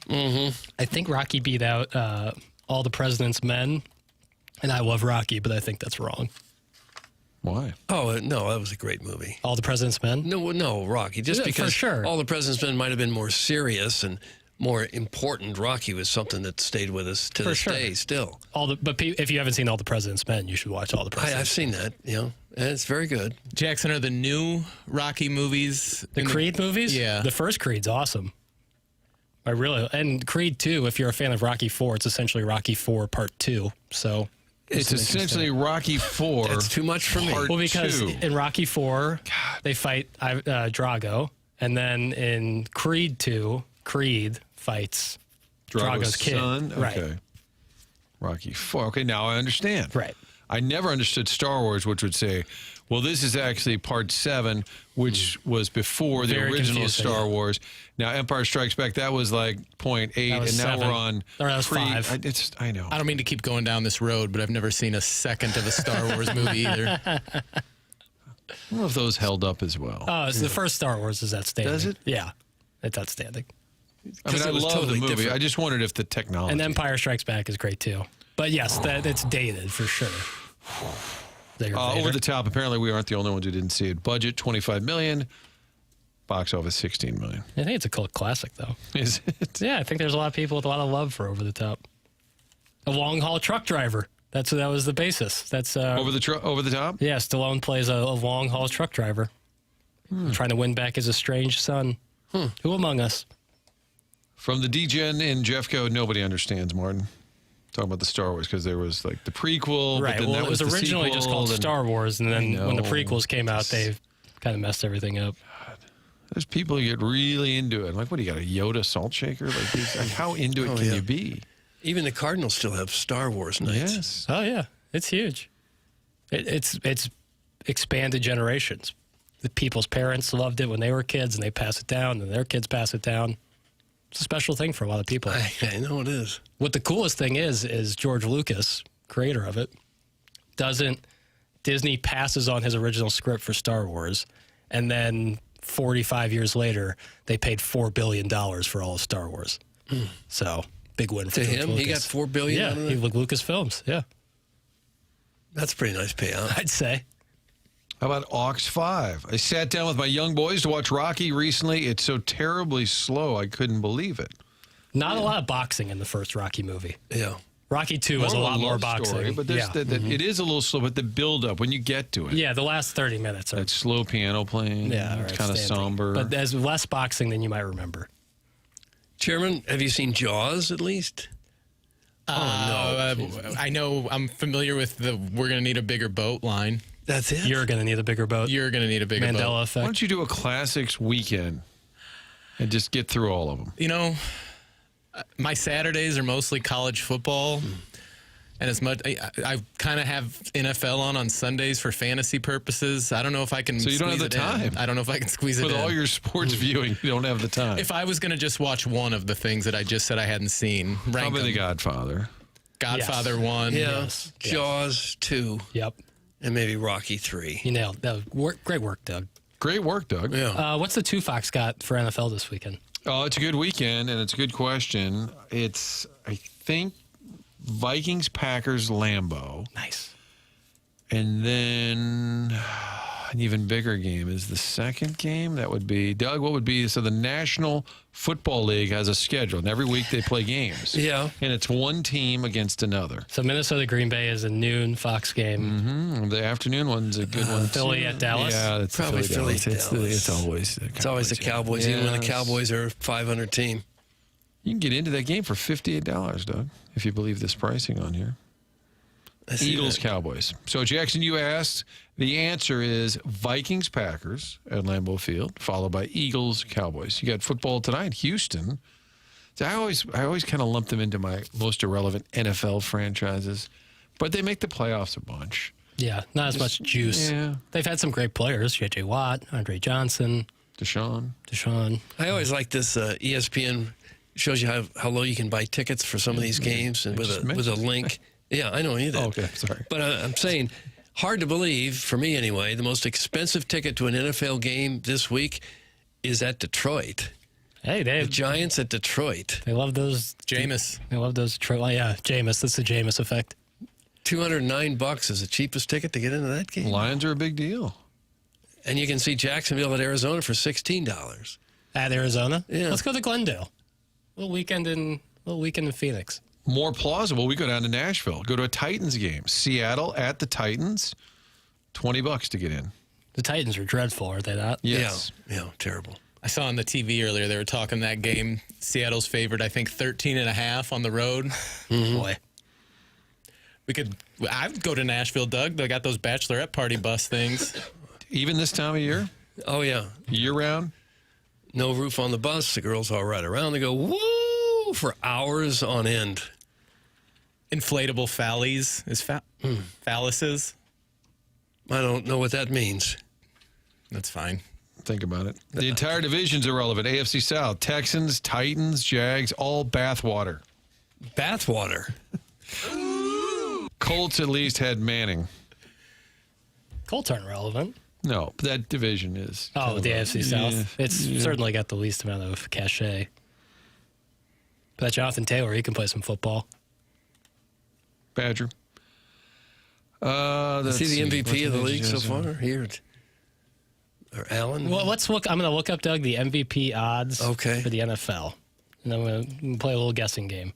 So your first guess is Jonathan Taylor. That would be incorrect. Well, pardon me. It's a quarterback. Matthew Stafford. Matthew Stafford's correct at plus 150. Drake May at plus 185. Josh Allen plus 500, and Jonathan Taylor plus 750. It's because they don't give the award to running backs. Yeah, it's kind of like a Heisman quarterback award now. Well, good for Matthew Stafford. He's no kid anymore. No. Want to take a guess on his age? Well, let me give me Stafford. Give me about 15 seconds. I'll guess he's on been in his the age. league for what, 18 years? He's probably 38. He's 37. Oh, way off. Doug, little known fact. What? He went to high school with Clayton Kershaw. Yeah, I've seen the Little League catcher. pictures where they played together on a Little League baseball Yeah, I team. feel like that gets brought up on every Rams or Dodgers game. Yeah. It's like Jimmy Graham played basketball every time he would play. Like, well, there he goes, just like he was in the post. But it's pretty unusual to have played in any league where anyone on even the other team made it big time into sports. Yeah. But to have two of them on the same team at the same time, and both probably Hall of Famers, that's really unusual. And both in L.A. currently. Yeah. Chairman, none of those films are worth the watch. Boring now. good in the 70s. Don't be bullied by these olds. Nonsense. I trust Movie Boy. And Nonsense. Yeah. That is pure nonsense. They're different, but doesn't make them worse. No. The Godfather is a masterpiece, a definitional masterpiece. Definitional. Definitional. Okay. Injun Joe's Cave Ride Magic Man said, "You're off at 11:01. Start watching, Sally." Talking to you. They're planning your day. Godfather is one where no matter how many years later, every time it comes on, you can't help but watch it again. Oh, my God, yeah. And no matter what part of the movie it's in. You pick up little things every time you watch Is it true that the guy put cotton balls in his jowls? Yeah, Marlon Brando. Yeah. Yeah, to get that kind of expression. Jolly look. Yeah. Has the chairman ever seen Air Bud? I I know bet what? you have I seen don't that think one. I did. I think I might have just saw MVP, Most Valuable Primate, but I missed Airbud. Hey, but he could shoot. But he It could was a shoot. dog that could play basketball? Uh-huh. With his muzzle, he'd shoot. His muzzle. That's a real talented dog. Jack, once in a month, Movie Boy should do a throwback. Yeah. How about that? Next week, you can look forward to a throwback. as Really? Me and Tim will talk about Planes, Trains, and Automobiles, the Steve Martin, John Candy classic. That's one that Never I haven't seen seen. it? No, I haven't seen Neither that. of you have seen You've it? never seen Planes, Trains? No, Oh, I my haven't. God. Treat yourself to just a great buddy road movie. And how would I see it now? Oh, let's find out. Netflix Planes, is Trains, and Blockbuster, I Doug. might, Get out I your might have a little card. DVD for you. I definitely used to have the DVD of Make it. sure you rewind it, though, before you bring it back. Oh, You don't want to get It's penalized. available on Paramount Plus, Doug. That was my first and third job, Martin. Rewinding tapes, Blockbuster. just to rewind them? Well, no, I rented them and restocked them, and God, that seems like ancient times. It Let's does. go see what they have. New releases. Oh, it's all out. Oh, shoot. Friday they were night after huge. school, going to get a movie and a video game. There was Cheap a- choice. There was a Blockbuster on every strip mall in America there Yeah. for a few years. Was there, like, if there was a really hot movie that people wanted to get? Yeah. Would people wait at the return bin to see if that movie would come back? Like, if it was due back in an hour, would people Yeah, just there'd wait? be people that would ask us to go check the return bin and Wow. see if there was any in there. They only had Actually, so many copies. the best perk of that job was getting the movies would physically come in a week before the actual release date. Yeah. And the employees got a chance for early viewings. It was Nice. like we were little SAG members. Well, you could have seen it in theaters months prior. One could say that, yeah. The Star Wars movies are hot garbage. Horrible. It's from Beer Cats. I disagree. I think some of Billions the and newer billions ones have disagreed. aren't great, but the Empire Strikes Back. Didn't is- Jar Jar Binks, that's when they said that's they a tough. jumped Yeah, the shark? that was the prequel series. Yeah. Although Revenge of the Sith is awesome. Order 66. I love Star Wars since I was a kid. Still watch every project. Stop it. That's from Sir Tripod. Said, stop it, Doug. Sir when Tripod? You like when somebody tells you to stop it? No, I don't. Full stop. I can't watch those either. I watched the first one. Okay, it's funny. I get it. But after that, Your homeboy thanks. saw Over the Top at the Lejade Theater in Festus. Rest in peace. The Lejade. Shout out to the Lejade Theater in Festus. Your boy saw it when it came out. What an absolute delight. Maybe put that in a rewatchable for you, Jackson. Over the Top. Yeah, Tim sent me. I think I sent him like a GIF of Over the Top, and he goes, "You need to do a movie boy about Over the Top." So maybe. oh no. Well, it's fun. Sometimes their most ridiculous movies are fun to watch. I bet that has a killer soundtrack, too. I can almost guarantee late 80s. Yeah, I bet that's and Kenny Loggins in there. Yeah, Kenny Loggins, Meet Me Halfway, I think. Yeah. Was that really the song in it? I think so. Don't let this guy back till he starts watching the classics. That's it, Chairman. You've been warned. I don't watch a lot of TVs or movies. I like to go to the theater now. Jackson reignited my love for the theater. That warms Live theater? that warms my heart more than you can ever know. Seriously, like I started going at the beginning of this year. I forget what the first one I went and saw was, but Tuesday cheap movie days is one of my favorite traditions now. And One Battle After Another was the best movie I saw all year. Really? Good call. Okay. You're not talking about the Fox Theater, the live show. You're talking talking about, about the movie theater. No, but The I was a picture little show, jealous talkies. of Anna Marie going to see. I would go see The Notebook at the Fox. Yeah. I never liked Everything at the Notebook Fox movie. is pretty good. They don't bring in Shishawali events. Tim Who, great start, guys. Go Bobcats. My father's a Tiger, albeit from Dupo. They raise the roof over there in Dupo. There's a roof? Yeah, they raise it.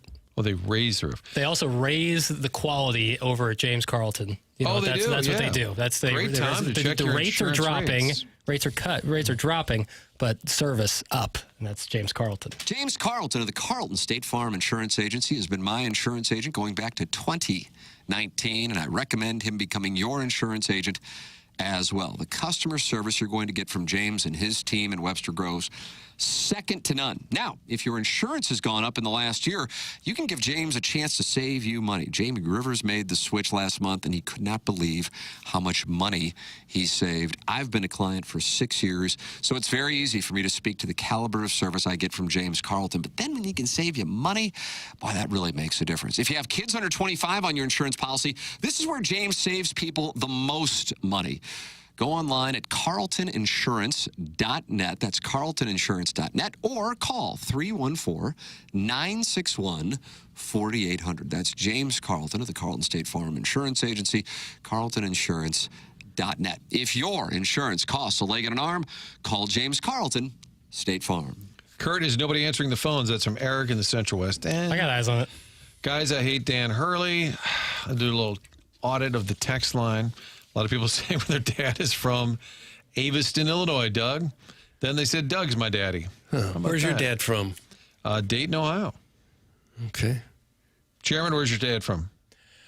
Arnold Moe. Arnold Moe. Mine was from the unfortunately named Liberal, Kansas. Oh, how about that? Irony alert. Doug's dad was from Liberal. Papers, your dad, we already discussed this. Only? Around there. Clay City, Illinois. Only. It's only the big city nearby? Yeah. Home of the white squirrel? Flora or Olney would be the bigger cities, but no, he's from Clay City, City of Clay. And if the squirrel's white, good night? Is that what they say? Squirrel, I don't know. I think you're good against the squirrel. All right. We are in the 9 o'clock hour, brought to you by Mark Hanna, Evergreen Wealth Strategies. 9 o'clock hour of TMA the morning after. It's powered by Brown and Crouppen.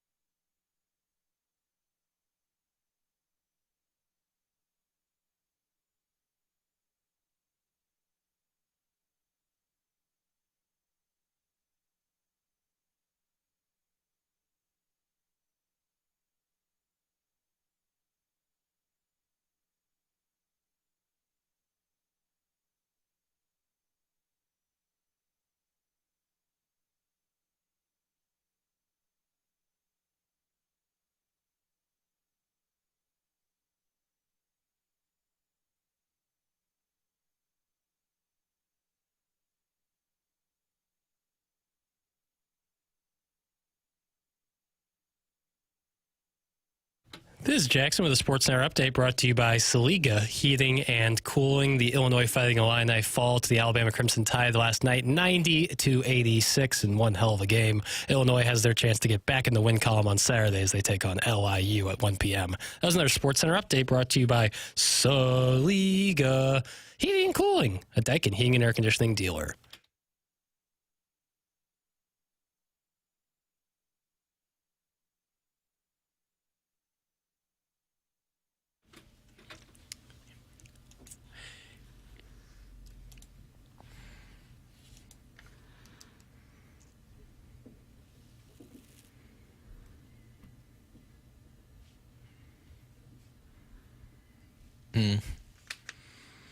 Doug called it, right?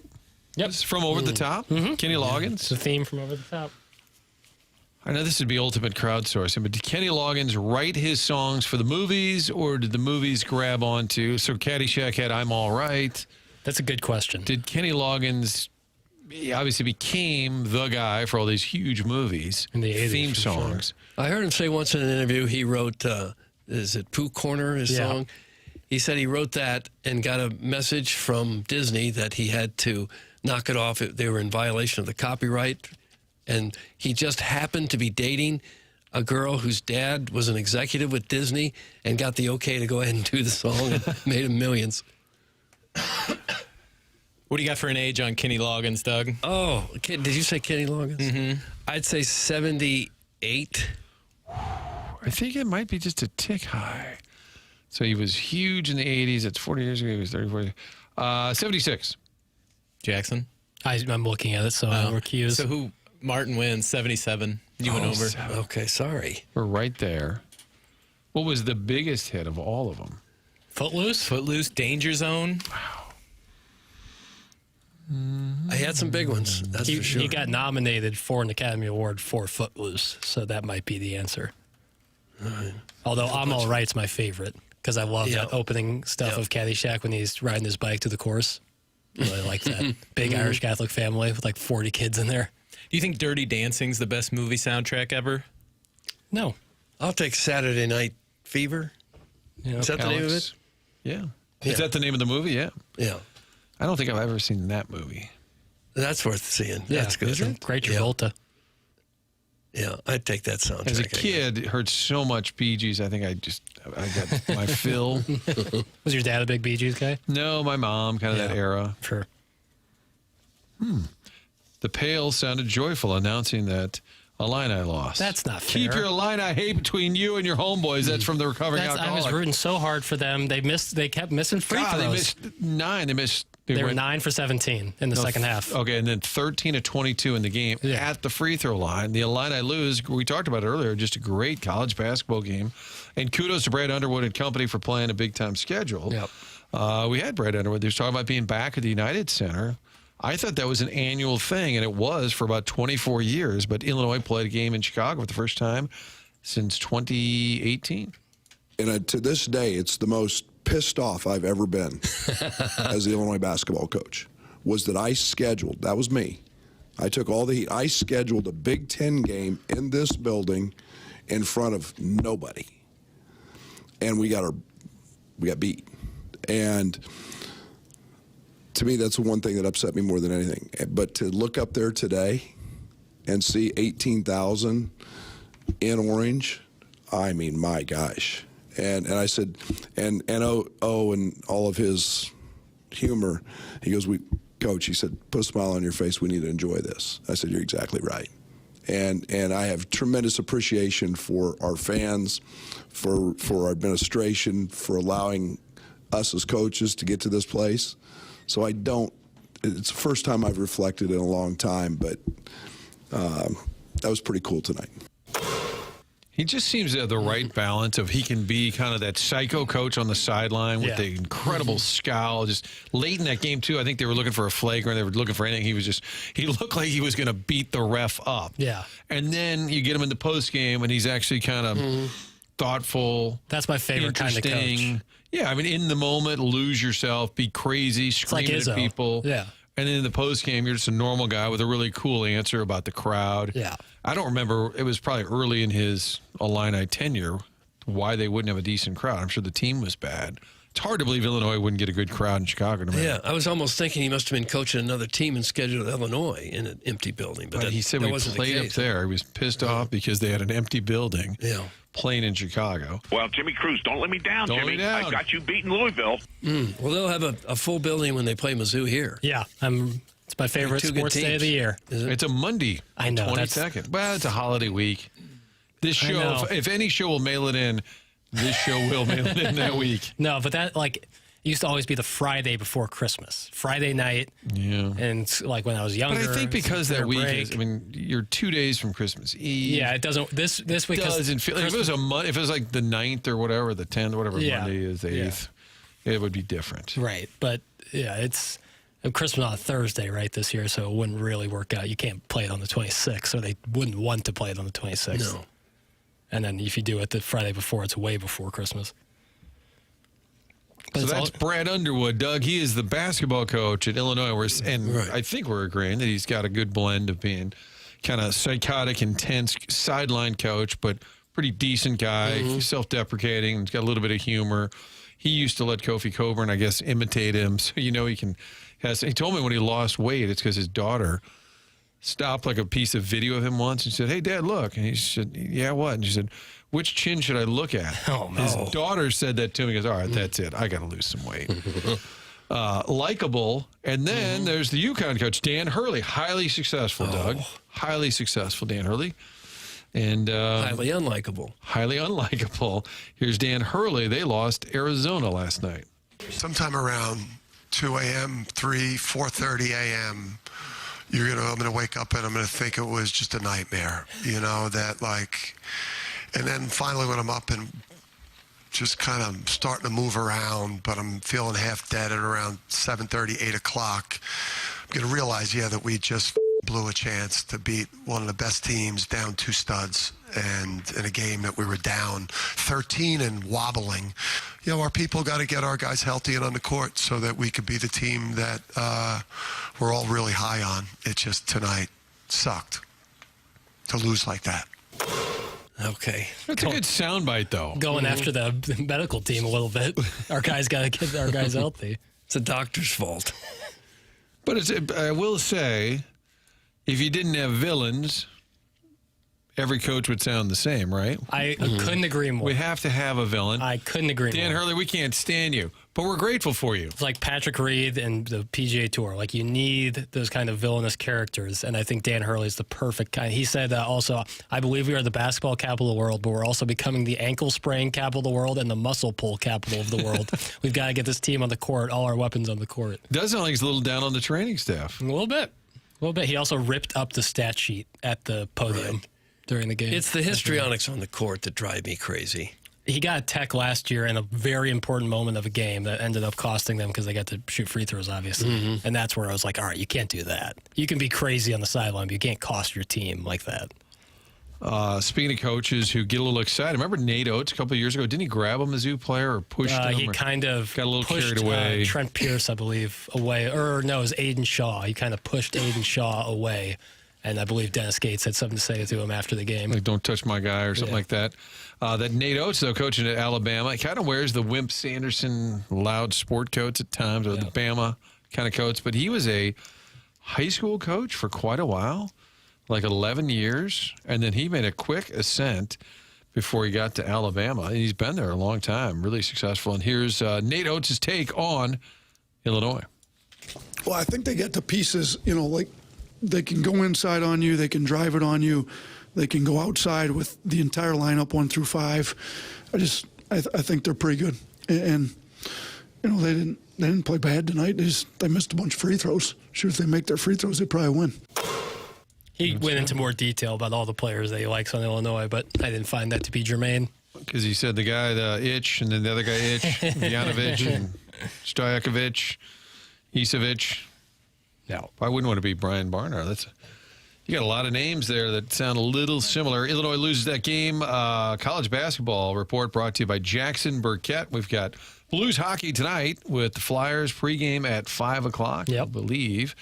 From Philadelphia, second stop on a 5-game road trip for the Blues. Looking at the math, the Flyers are not having a great season. Doug, their goals for and their goals against, an even 51 goals for, 51 goals against. The Blues have scored 55. That's good. So they've scored more than the Flyers. Bad. They've given up 78. Not good. That makes their goal differential negative 23. And that would be the worst in the NHL. Mm-hmm. Yeah. The worst. They got it bad, and that ain't good. And once again, they've given up more goals than any team in the league. Yes. Now, Binnington's been better at times. That last Tuesday against Calgary had the 38-save game. The other night in Toronto, Binnington was much better. So maybe if your goalies can turn it around. If the whole team's bad, you got no shot. I know that's really some in-depth breakdown. But if maybe Binnington and Hofer could kind of get their game going, that could at least give them a chance. I think probably the real issue is the whole team isn't very good. It's not just the goalies. The goalies haven't been good, but what other facet of the game has been? I don't think you could point to anything to say that this is working just like they want it to work. They're all bad? You're saying? You're telling me they're all bad? Well, they have been. I don't know what phase of the game you'd look at and say, yep, we got that going for us at least. I don't know what it would be. I think you're right. But tune in because you never know what's going to happen. Yeah. They might win 6-0 tonight, then you'll find out later they did go to that Jackson bar. And one thing I've learned over the years is just when you think you absolutely have it figured out and know just how good or how bad a team is, oftentimes it just turns on a dime. When you think you know a certain game's going to go a certain way, it goes the other way. It happens a lot, so maybe that'll happen now. You know, Jeremy Rutherford's take the other day in the column in The Athletic said the Blues are bad, and that was based on a quarter of the season. And I think you can say that with certainty, and then if they do turn it around, I think everybody could willingly say, well, I'm surprised. I thought based on what we had seen, you guys were bad. But you're right. Things change. You never know. We've all been waiting for Doug Armstrong to do something. I think his options are limited. Not a lot you can do, but I thought he would try something to shake it up a little bit. The Blues and Cardinals are largely in a similar situation where they have a number of highly paid players that aren't delivering like they had hoped that they would and they have in the past. And the young players that they have, they don't really want to part with. So what do you have to use as leverage to get some players that are going to come in and make a difference? Not a lot. Between the young guys that you want to keep and the old guys that you can't move, you got a lot of average players who don't command a whole lot on the trade market. Both teams, I think, are in that same situation. We've only got one choice. Bring back Gloria. That's from your boy Fuzz. Doug, that's been your thing for a number of years. I think that would help. Bring back Gloria. It couldn't hurt, could it? Couldn't hurt. No. Of course, you got to win a game to be able to play it. That's true. You got to win at home. We played in-game. You know, he's a big Blues fan, and also the sponsor of the 9 o'clock hour is Mark Hanna of Evergreen Wealth Strategies. And here's Tim talking about that man who, how much do I like him? I work with him. Mark Hanna of Evergreen Wealth Strategies, longtime TMA and Tim McKernan Show podcast sponsor, and the sponsor of Jeremy Rutherford every Wednesday on TMA and our 9 o'clock hour as well. He is heavily invested in our shows, and I recommend you give him a call because you will feel better about your financial situation and life in general when you talk to somebody as kind as Mark Hanna. 314-889-0503. Or you can go online at evergreen-ws.com. The purpose for having a financial advisor is so that you can have someone in your corner who can help you make good decisions to help you get toward your goals. That can be Mark Hanna of Evergreen Wealth Strategies. 314-889-0503 or go online at evergreen-ws.com. That's Mark Hanna of Evergreen Wealth Strategies. And Doug, a vote to bring back Country Roads. Did they get rid of Country Road? They were moving it. They were moving it around. I know that. And I think it continued to be played for a while because the players liked it. That's what I'd always heard. Why it became a thing, who knows, but it happened once, and the players kind of liked it. Guys, Gloria started in Philly. Bring it back in Philly tonight. Yeah. That's why I noticed at the Mizzou game last Saturday, a song they played during one of the breaks was Wagon Wheel, Hootie and the Blowfish, I think. Darius Rucker. Just Darius Rucker. And the crowd really responded to that. And that was a song about, what, North Carolina? He's talking about driving through North Carolina? Yeah. It's kind of Is it a odd. cover? I don't Wagon know. Wheel is a popular song, I think. Yeah. But everyone was singing along with it, going crazy. Whatever They it takes, you're had saying. the lyrics. Well, I'm just saying it was kind of odd that the song that the Mizzou fans were really getting into was about North Carolina, and the ones that, the Blues were getting into one about West Virginia with John Denver singing Country Roads. Mizzou needs to stop pea-footing around and just start playing Teen E's Missouri. Hell yeah. Or some of these AI songs that are so wonderful. Really bring it home. Localize it. That place would go absolutely crazy if you heard that bass line at the beginning of Missouri. If you heard what now? The intro to Tina's song Missouri. Oh, gosh, yeah. It's kind of yeah. got that signature Pharrell 4 beats at the beginning. I live in Missouri. Yeah. You can see the whole crowd. Oh, it gives you goosebumps just to think what could happen there. Doug Wagon Wheel was written by Bob Dylan. Was it really? Yeah, the Old Crow Medicine Show. It's been covered numerous times, including Darius Rucker in 2013. There. That Song would describes get me going. It's a hitchhiking journey south along the eastern coast of the United States. There you go. Yeah. Ken Strode, Iggy, on deck with us. The return of Kenneth. Ken, let's keep it about 10. Kenny Strode on deck here on TMA.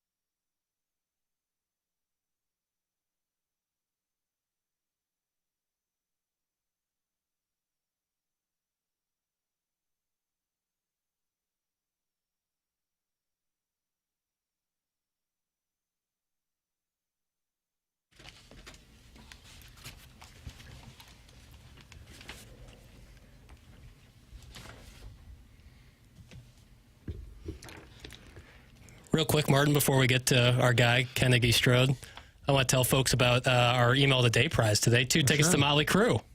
Not bad. Hollywood Casino Amphitheater 101. ESPN has your shot to score a pair of tickets to Motley Crue with special guest Tesla and Extreme on August 19th at Hollywood Casino Amphitheater. Tickets for Motley Crue go on sale this Friday at 9 a.m., but we have your chance to win free tickets to the show right now. Find all the ticket details and a bonus chance to register to win tickets to Motley Crue at 101ESPN.com or on your 101 mobile app. Thursday edition of The Morning After. Martin Kilcoyne, Doug Vaughn, Chairman Kurt with you, and Jackson Burkett are running the show. The Dayquil has kicked in, is what my sources have said.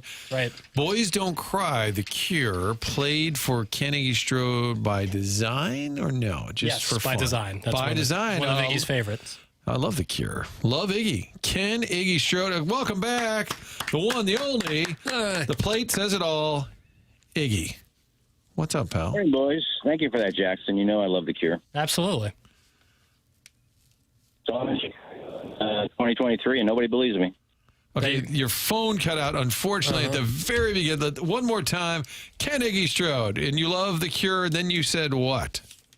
I said that I saw them in 2023 in Chicago, but the listeners don't believe I actually went. Yeah. That was when you went up for the show, drove up there that night, watched the show, and then drove back to St. Louis this very same night? Yeah, kind of like you when you go to a basketball game and they don't stay for football, you just drive right back. No. Yeah, see? And your phone died that night, correct? I all the way, I had like 5% of battery life left, and I said, God, I don't have a charger. So I just typed in directions to get home, and I said, okay, once I get to the highway, if it dies, it dies. I don't care. Wow. Okay.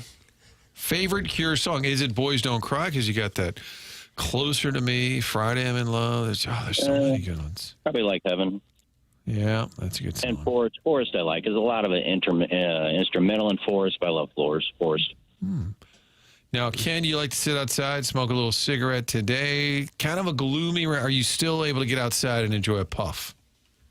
I'm outside now. I'm meeting. I met a couple of high school buddies down here at Cafe Dolce this morning. We're sitting here now. I had to go outside, but Gary Geis and Keith Kornfeld, who you know, his brother is Gary Kornfeld, and his other brother, Greg, I'm sure worked with you at 550, Martin. Yeah, absolutely. These are guys you were in a gang with at Brentwood High?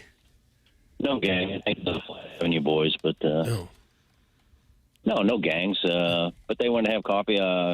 Gary, I guess he's retired, but he still does something with a liquor company, and he had 2 nice bottles of bourbon he wanted to donate to Gobble Bowl. So he said, I can drop it off Thursday. I said, well, let's meet for coffee at the Cafe Dolce. So he went and picked up Corny, and they're sitting inside while I came outside to smoke a dart and talk to you. Well, this is a treat. Speaking of Gobble Bowl, the reason for the call coming up this Saturday. Yeah, Ken Iggs, what's going on, buddy?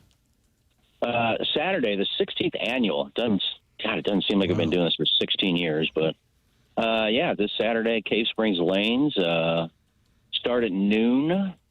I get out there a little early, and because people will buy like 30,000 raffle tickets. But just a ton of stuff. It's a fun afternoon. Sells out every year. A lot of TMA listeners have teams in there. But tons of prizes. Not just the auction. I like to put nice things on the raffle, too, not just bobbleheads and stuff, but a couple of the raffle items, and it's just raffle tickets, is Christopher Pondoff, as we all know, is the recovering alcoholic. Dinner for 4 with wine pairing at Olive and Oak. Wow. I mean, that could be on the auction. That's like a $700 value. Yeah, it's in the raffle. Nice. Jordan Cairo game use stick, the raffle. Probably use that for firewood nowadays, but probably didn't get much wear and tear on it. Only Higgs can destroy the premier option. You got a Nikki Glazer autographed hat too, yeah? Yeah, I finally got that. I mean, I thought it was weird that I worked with her boyfriend next to, you guys know, we worked next to Tim for 3 years. Chris Convey. Chris, and then I reached out to Tim, and nobody got back to me, and we've met Nikki, 10 times, and Iggy, a big hug, but I had a friend of mine who knew her housekeeper, so I got her housekeeper to give her a hat and sign. She's got a housekeeper? Well, I think her parents have a housekeeper, and she was going to be at the house one day, so the housekeeper had her do it. But she was kind of at the sign. She's busy. She's never in St. Louis, and I don't have her number, so I can't text her. So. And she came in the studio once, and you were so nervous. I was not nervous, but that turned into me being nervous because I met her. But I don't get nervous around anybody, Doug. No, Jenny Finch. That I was nervous. That and a little nervous when I met Gaga. Never, but but then, sometimes. no, Jenny Fish was, God, she's just so drop-dead gorgeous, and I'm standing right next to her, and I, like a nice media person that, we're all professional, I was like, God, you're beautiful. That's what you said as you went to interview her. I think that was Cronkite's line. Yeah. How did she react to that? She said, oh, thank you. And then I was so nervous, she's kind of tall, so I reached the microphone up to put it in front of her face, and I hit her boob. Oh, no. This is when we need the clip of Anna Kournikova was in town playing tennis tournament, and at the press conference, Frank said, okay, what is it like knowing so many men are at the match just staring at you? And she said, you're staring right now. It was unbelievable. That audio has Buck Swope or people of your ilk. Where is that audio? People of your ilk. We need it. Somebody that collects said footage. We need that. Gobble Bowl, when it began, Iggy, what was the goal? What was the dream? It was just something we put together that I said, you know what, I can put a bowling thing together. We can make some money. It'll be a fun afternoon. I'll get a few prizes. And I think the first one at West County Lanes, they had 24 lanes. I think we had 15 teams. So we made a few bucks. Then I said, I got to ramp this up a little bit. So I started getting better prizes and started doing more work on reaching out to people and getting the word out. And I think the third year we sold out, and then we moved to the St. Charles Lanes because Gary Voss was getting tired of got tired of Jay Randolph. Gary Voss thought this was a huge thing for media. So he was really big into media. If you ever go out to West County Lanes, he still has a wall with all media people on there that have been to West County Lanes. Ron Jacober and all these people are up there. And Stu Kleitenic. But he was big in hanging out with media people.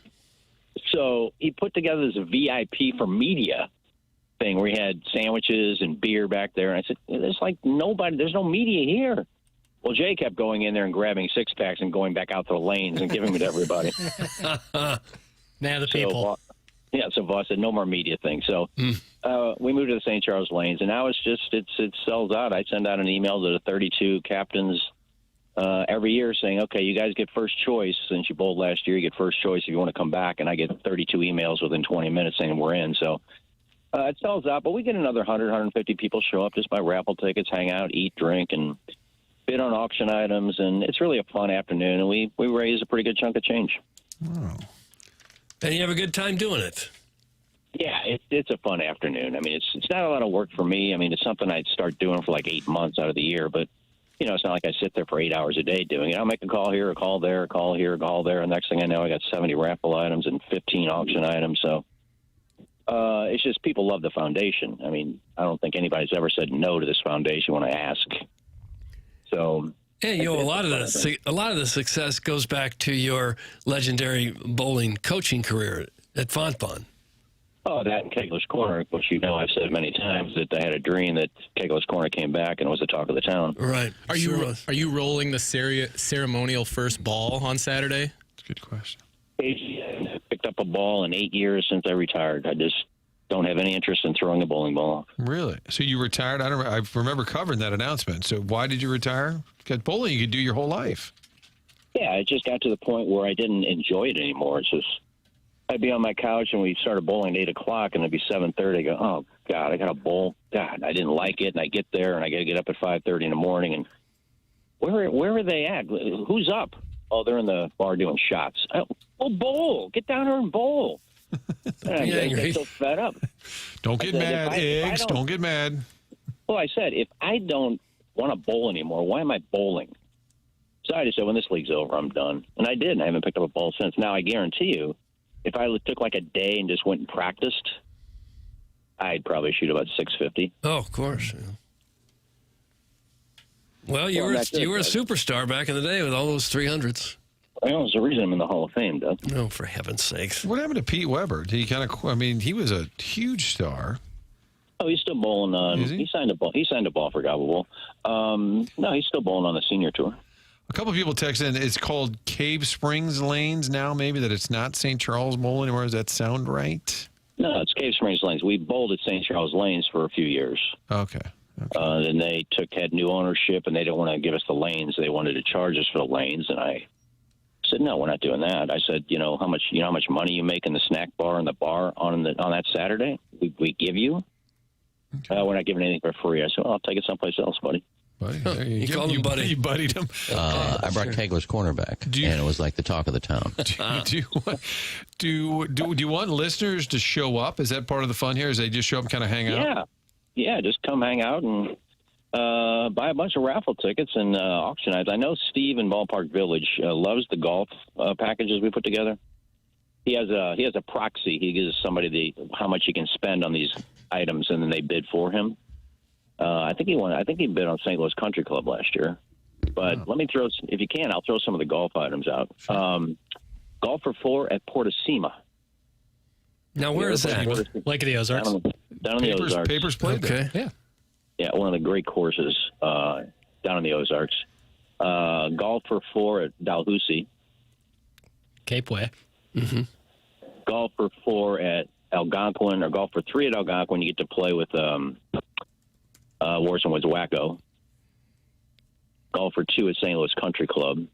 Wow. Then I got some other packages I put together, like golf for 4 at Far Oaks, Stone Wolf, Persimmon Woods.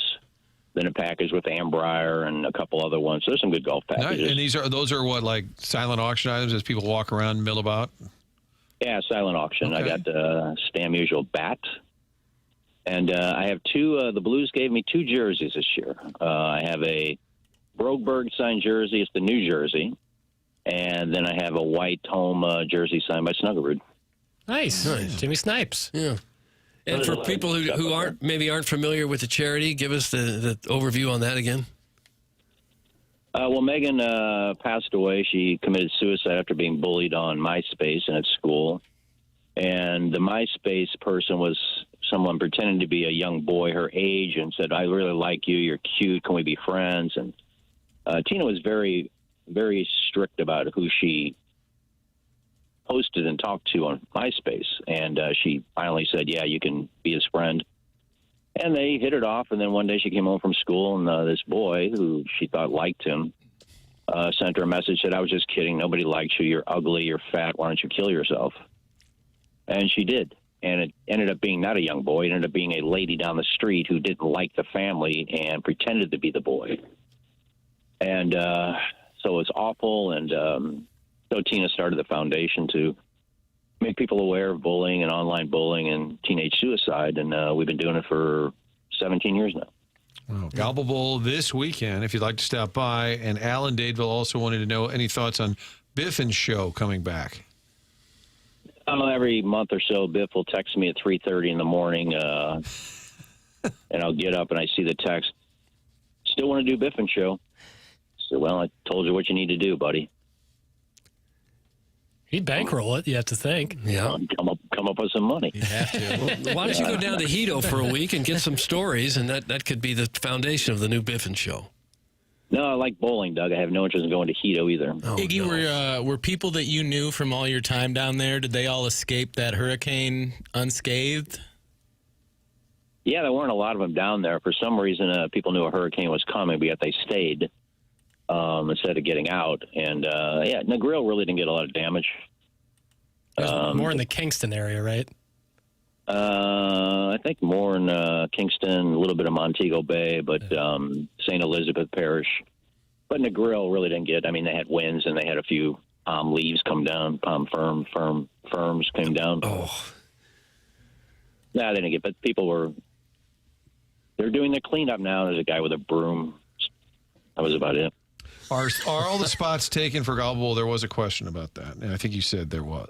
Yeah, bowling is sold out. I mean, you can come, and I mean, every once in a while, a person doesn't show up, and they're looking for a bowler, so they can just grab somebody if you want to bowl. I'm sure there'll be 1 or 2 teams that such and such can't make it. We only got 4, and I'll say, do what you want. Somebody throw a 5th ball, so you're not that far ahead of everybody else. But for the most part, everybody comes out. I mean, it's for the listeners.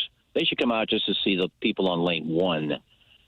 This team consists of Cletus, Florida Flower, Mike Lee, Larry Nickel, and Katie Cuck. Squad. Fine all-star lineup there. Murderers Row. It's almost worth coming to watch that team. Yeah, we'll be done bowling, and they'll be in like the third frame of their second game. Will you be signing? I always have glossies in my briefcase, Doug. So if somebody wants one, I'll have one. I only got That's good. Does only got a few left. Does Cletus get as touchy on the lanes as he does on the golf course? Oh, he's wandering around. Trust me.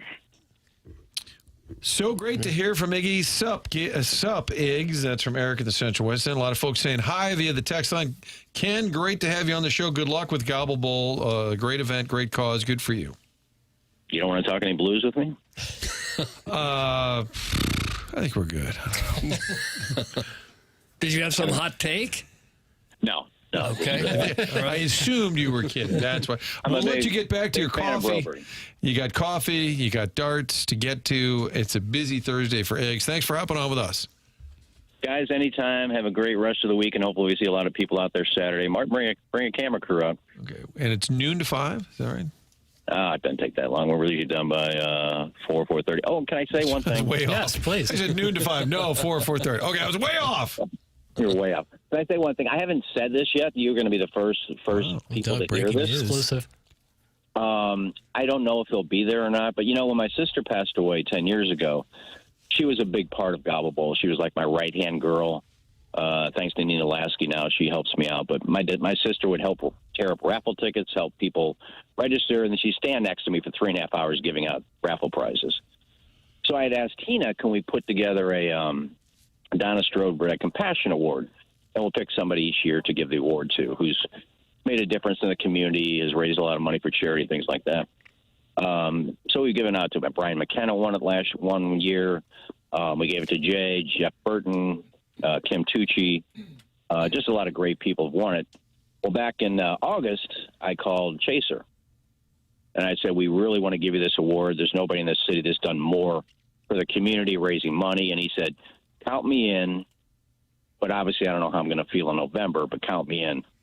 So I talked to him yesterday, and I'm not sure he's going to make it, but we are giving Kelly the award, and we will award that before bowling starts Saturday. So congratulations to Kelly Chase on getting the Donna Strodebread Compassion Award. Nobody deserves it better. Absolutely. Hopefully you can get out there. Great stuff. Good job, Ken. Hopefully he can make it, but we will accept it. If not, we'll accept it on his behalf, and I'll make sure we get it to him. That's Okay. awesome. That's Look at awesome. that. Always giving back, this guy. That's awesome. All right, Iggs, good to talk to you, pal. All right, boys. Have a good rest of the day. All right, then. We'll see yous. Ken, Iggy, Strode. Great work. It's always a fun event. Yeah. I've been out to a couple of them. They're fun. Really good Bowling time. is one of those things or sports or activities you don't think about. And then when you grab the kids and go and do it, you have a good time. Oh, yeah. You always have fun. You just don't think about it. What's your career high single game score, Doug? A 223. Ooh, mine's 222. You just edged me out. You guys are good. No, Couple I'm of not a good tacklers. bowler. I usually bowl 140, 150. My old TV station in Miami had a bowling party after some Friday night. Everyone said, oh, we're all going bowling. I showed up late. They'd already bowled a game or two. They said, come on, you got to bowl at least one game. I said, no. Come on, bowl at least one. I don't know. Come on. I said, okay, I'll bowl.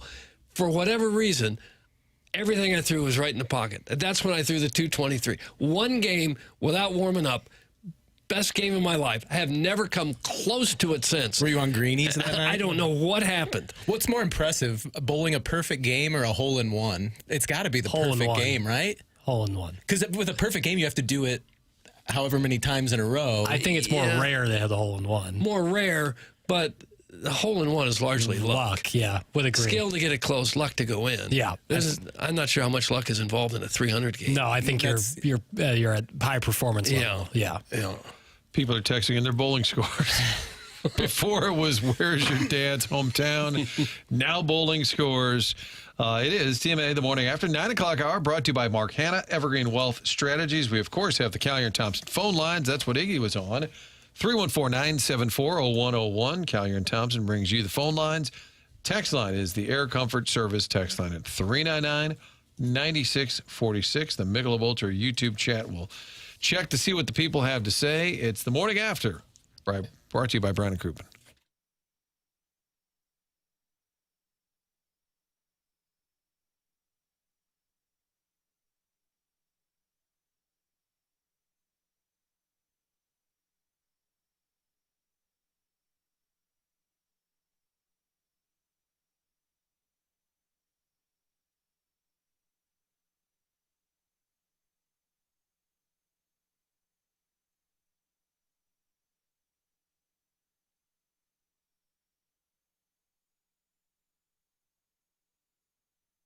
Website is autoloanpro.com, and it's real simple. In the market for a new vehicle, not sure what you can get approved, what type of car, doesn't matter what the situation. They're going to help you out at Auto Loan Pro. That means you get the vehicle and little to no money down with the best rates possible. They work with over 50 different lenders. There's a difference between lenders and vendors. That's how they're able to save you as much money as possible. Anyone can sell you a car, but it takes a pro to do it right. Making that large purchase with financing gets complicated, especially if there's been a hiccup along the way. Well, Auto Loan Pro is going to get you back on track. Financing a car, the only thing to know is to choose the Auto Loan Pro. They're part of the Lita family. Get online, download the free playbook. That's an additional perk for you when you go to that website, helping educate you, helping you get the car of your choice in the future. Best rates possible, little to no money down, get you into a car no matter what the situation, what the circumstance. Begin your search at autoloanpro.com.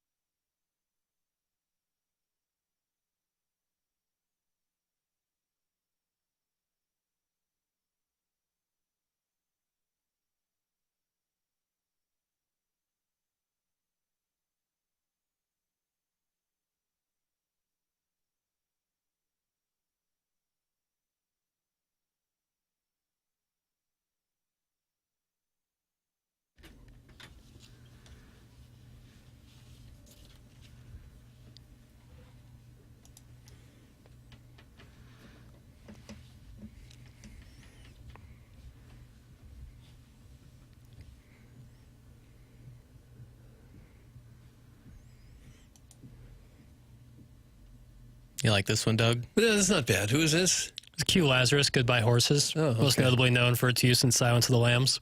Oh. You've seen that one, haven't you, Chairman? I think. I can't say definitively. This is when Martin accidentally says Buffalo Bill, which was from Howdy Doody, as opposed to Buffalo Bob. Right. Jane And he's Gum. kind of dancing by himself. Yeah, you could say that. Stuff. What's going on? Tucking. Buffalo Bill was could Buffalo say. Bill Cody. Right. Right. A This is real Buffalo person. Bob. Right. My barber, Jerry, is related to Buffalo Bill Cody. His name is Jerry Cody. Wow.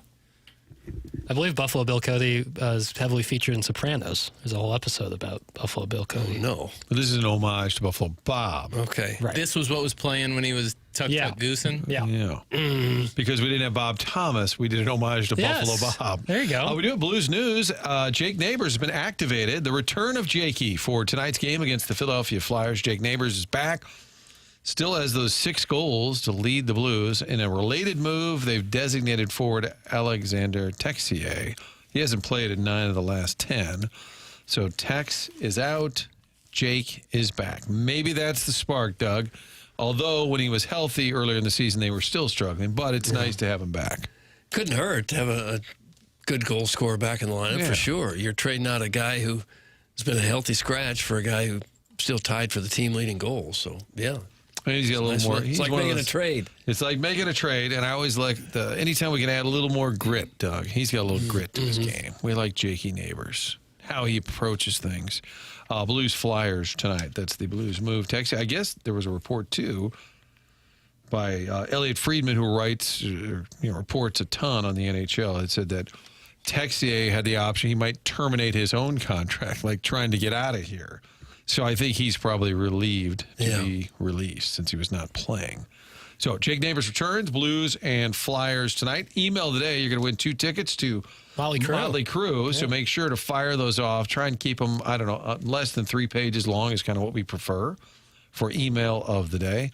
And that email address is themorningafter at InsideSTL.com. I've heard of that before. Yep. 10 o'clock hour here on TMA. Tim is out he's fine. He's not. Don't drop soup off at his house, as people have suggested in the past. He's just fine. They're not in New York, Jackson. We've played audio throughout the year. Mets fans who were upset, just maybe the audio of the year. That was before they missed out on the playoffs. Yankees did make the playoffs. They did beat the Red Sox for losing to the Blue Jays. Trent Grisham just re-upped. I guess he took the offer, the 1-year qualifying offer. But Yankee fans are not happy. Yeah, just pre-warning, audio does not sound great. Now you got to deal with this one-hit wonder, overpaid partner, Trent Grisham, $22 million, with a couple $1 million, with a Dr. intelligence, no AEL star winners, and this damn paid. Oh, payroll, what's the guess? We have Aaron Judge and Garrett Cole in their goddamn play. Oh. We'll be dead with Trent Grisham.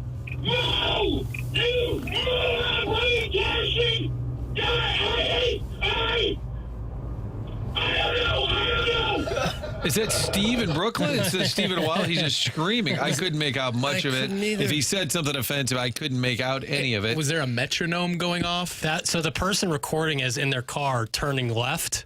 So not great. So it was a blinker. So not great. Okay. It wasn't a mailman sitting off into the pasture calling into a show. That's a different beeping noise. I honestly think the only thing I understood in that was Steinbrenner. I heard Garrett Cole and Aaron Aaron Judge. But Judge he in was there. mad about Trent Grisham, Because who has a great mustache. Who accepted he looks more like a catcher than a center fielder, He looks doesn't like a bare knuckle boxer. And he accepted his qualifying offer of $22 million, and the fans are like mad now. I guess that he's taking up salary. That's the kind of passion, Doug, you don't see around here. No. We used to have it. Now, I don't know unfortunately, if we ever it's- had that kind of passion, but you're right. Yeah. The old hot stove league. Did you have a little graphic back in the day, Channel 4, with one of those little warm cottage kind of portable, stoves? Yeah. Someone in the YouTube chat, the Michelob Ultra YouTube chat, goes, "Is that guy driving a mail truck?" Because it's a callback to Monday when the mailman called in to explain to us the beauty and really the poetry of Monster Truck. He was down on the eye candy that would be there. Didn't think it was a great place to meet a gal. Just divorced moms. A little surprised by that, are we? Yeah. But folks in New York are not happy. That's the passion that we're looking for, Jackson. We've had Mets guy earlier in the year. I think more Mets fans than Yankee. When we play random audio of New York people furious with their squad, it's been more about the Mets. Yeah, I got something that's both passionate about golf and having a good time. That's 5-iron golf. 5-iron golf in Clayton is brand new, and it is the ultimate indoor golf experience. Whether you're a serious golfer or just looking for a great night out, you will love playing iconic courses on TrackMan simulators, enjoying chef-inspired dining, and relaxing in a vibrant bar setting. You can host events, just sharpen your own skills, or simply have fun. 5-Iron Golf is your new go-to destination in Clayton, online at 5irongolf.com. Personally, I love to practice. Just put in AirPods and hit balls on a TrackMan simulator and stay in form and work on things. But if I want to play, they have 200-plus courses like Pebble Beach and St. Andrews at 5-Iron Golf. Plus, they have a bar, they have a restaurant, they have it all, and there's no dress code, just golf. Plus, it's a perfect place for a corporate happy hour or a party. It's 5-Iron Golf, online at 5irongolf.com. All right, text audit from earlier, and we get back into this later. We're a little behind on the clock. How? I don't know. No. Doug, how are we behind today? How is that even We've had possible? so much information. I think the trucker talk got us. Trucker talk. I blame Ken, of We're course. journalists first and foremost, and when we have this kind of information to dispense, it's our duty to do so. And we break it down, and when we break it down, Doug, it stays broken down. Stays broken down. It is Team A, the morning after, powered by Brown and Crouppen.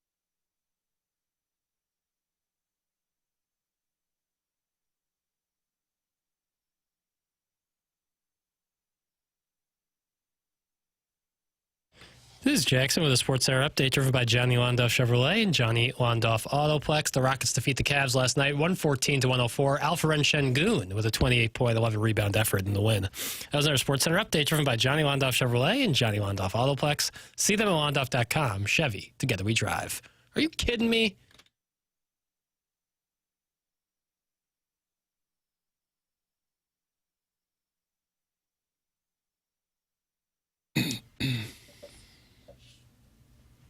Oh, wonderful. Treat for Doug.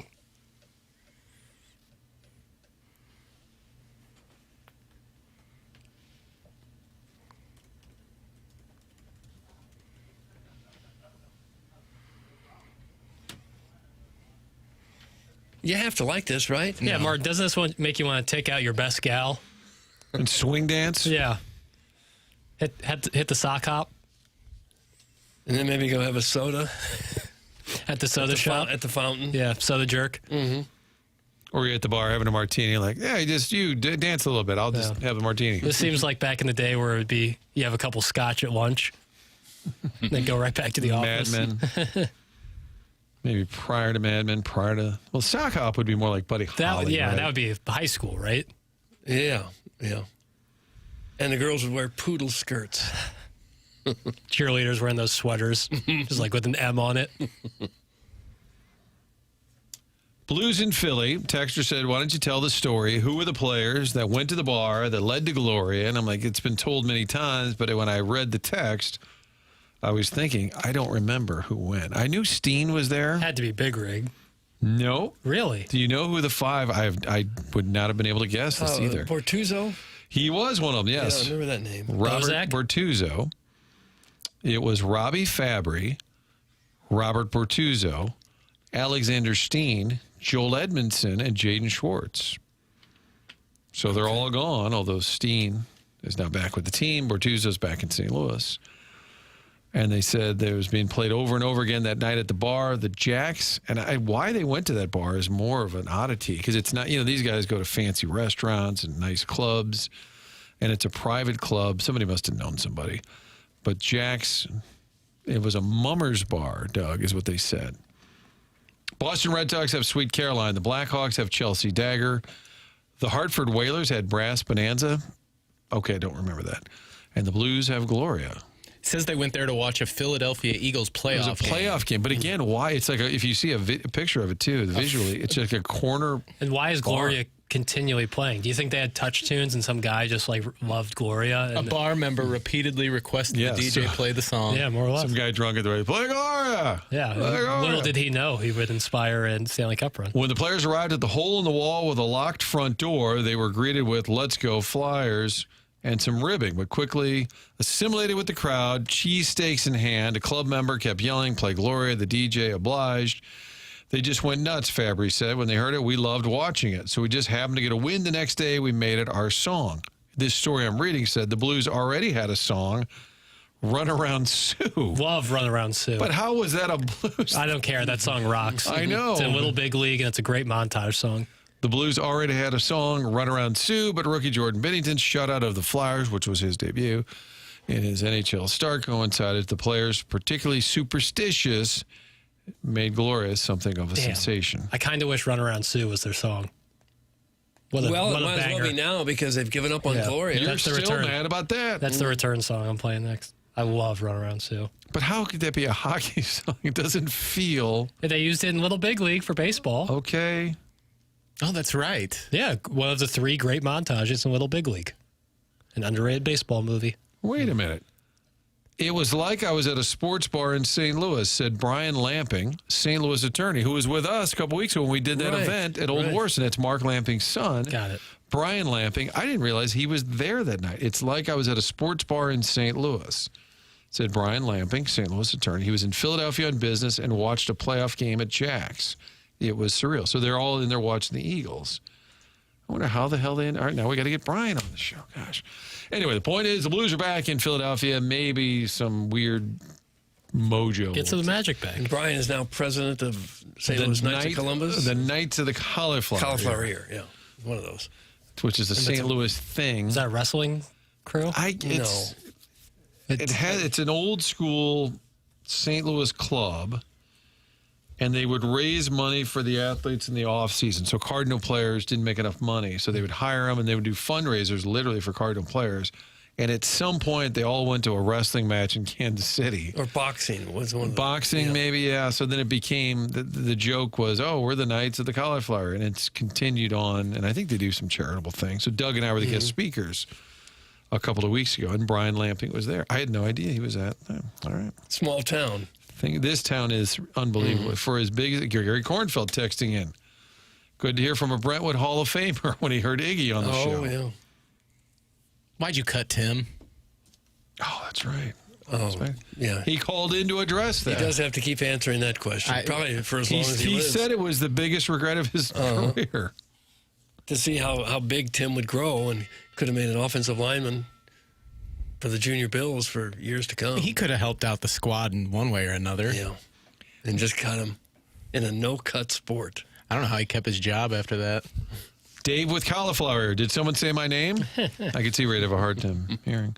Ray King said they played a runaround Sioux that year when they won before Gloria happened. I believe that. Damn. I don't remember it, but my question is why? It doesn't feel. Well, I say why not?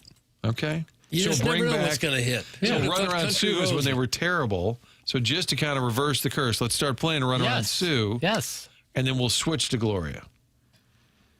And somebody said, I thought Shen was there. According to this article, it was those five. Oh. You'll hear it here in a moment. Yeah, I know the song. Yeah. Really good. That didn't help.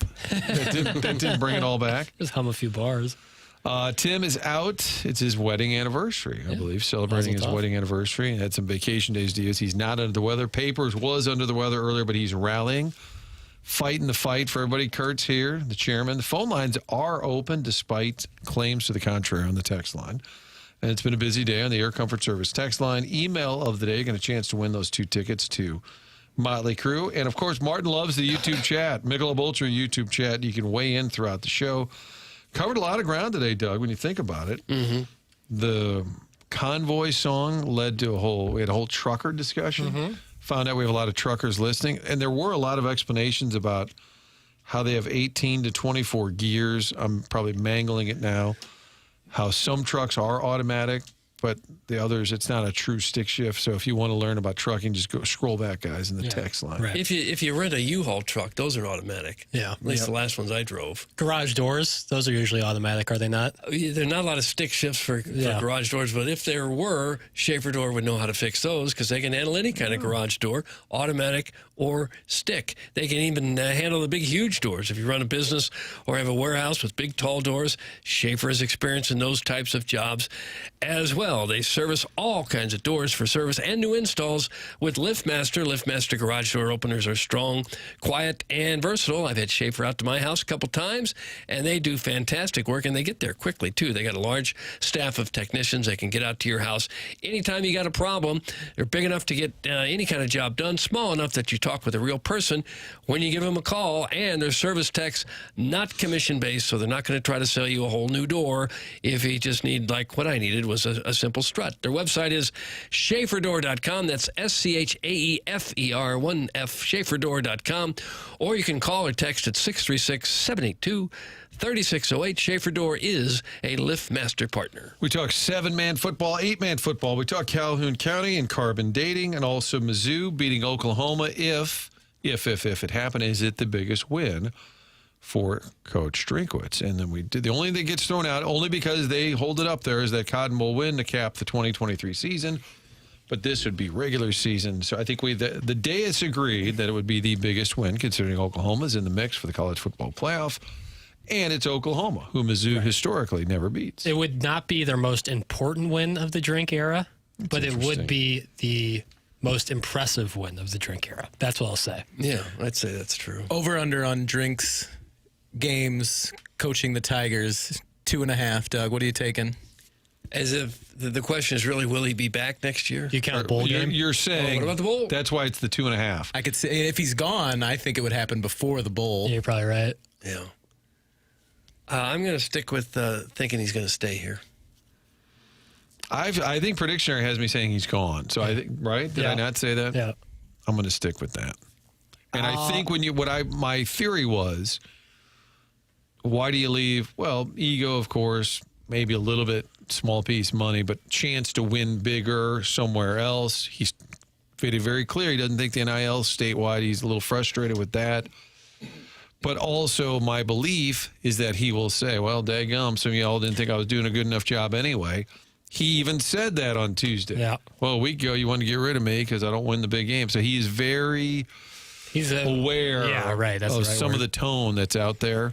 And I think to him, this is just my gut, that would be one of the reasons to say, sure, why not do an offer if it were to come. My question right now, is there an offer? And I don't think there is, because I think everything is still up in the air as to what's going to happen. Yeah. What the other... I'll take the over on that.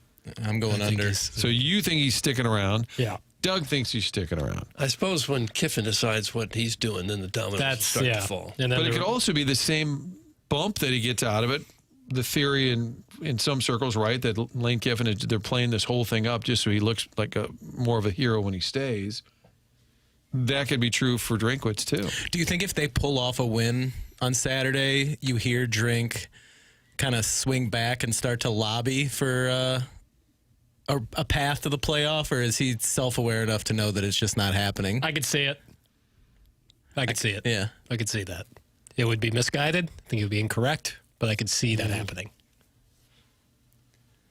Fair enough. Well, it'll be interesting to see how it plays out. Boy, howdy. You know, that's how you say. That's what you say to wrap things up.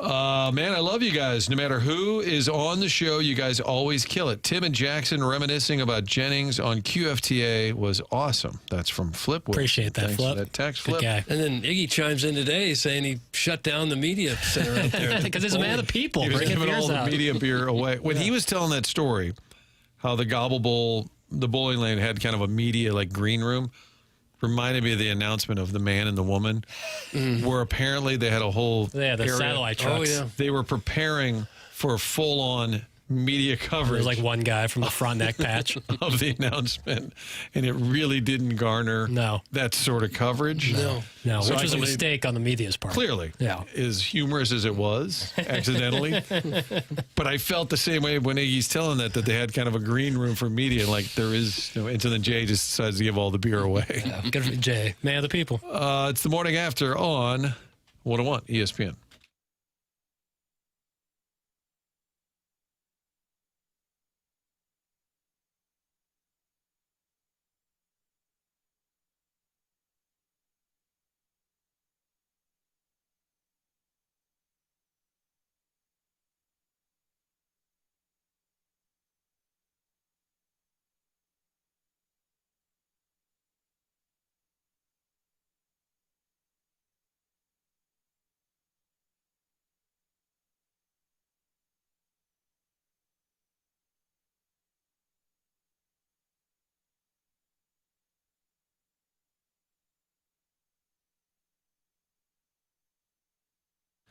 Village Bar located in Des Peres. It's been a staple for decades and decades, going way back. That was a general store. Start to picture that back in the day. The old horses rolling up there. That's what it started as, and then it became a great hangout. Village Bar, famous for their cheeseburger, the waffle fries, the trashed wings, all of that.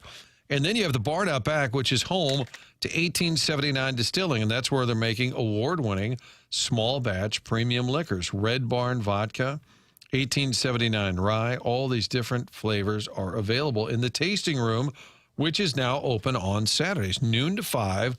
On a Saturday, if you're going to be heading up to the Village Bar anyway to watch the game, just grabbing lunch, meeting some friends, stop by the tasting room next door. It's also an awesome little gift shop for all things Village Bar, all things 1879 Distilling. They'll give you a little tour of the distillery, sample the products. It's a speakeasy. It's a small little spot there.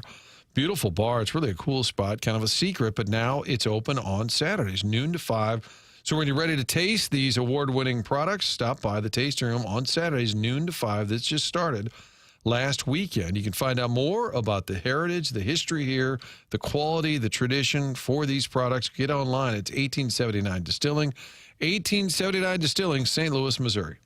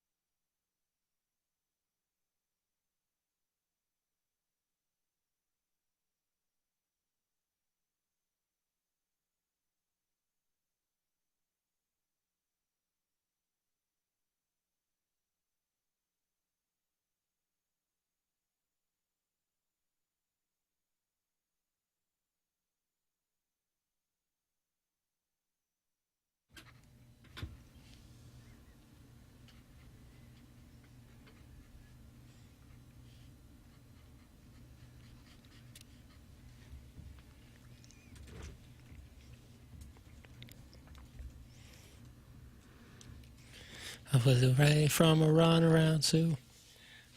I know Gloria means more, but objectively, this is a better song. This is better. Yeah. Everyone could be clapping and dancing in the stands. This feels like something to get the team going, but Gloria's a celebration. We won. Yeah, I mean, Gloria's great, and it reminds me of great memories, but... And Martin, you were asking about movies. I think this was in Roadhouse, is what I'm finding. Okay. It just feels like it's been featured a bunch. The great Dion. He's now coaching in Colorado, Doug. Yeah, same guy. He said he put the song together for an informal party for a friend's birthday. He started just improvising lyrics, encouraged his friends to just add some doo-wop in the background and to clap for some rhythm. And he came out with just an absolute banger. Still making money off it. I hope. He had just split with the Belmonts and then rolled this out. 1961.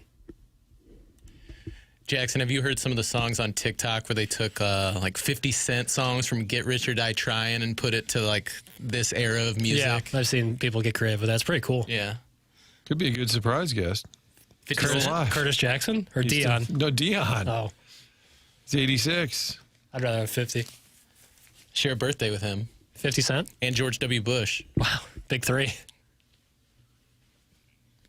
It is the morning after here on 101 ESPN. Martin, Doug, Chairman Kurt, Jackson.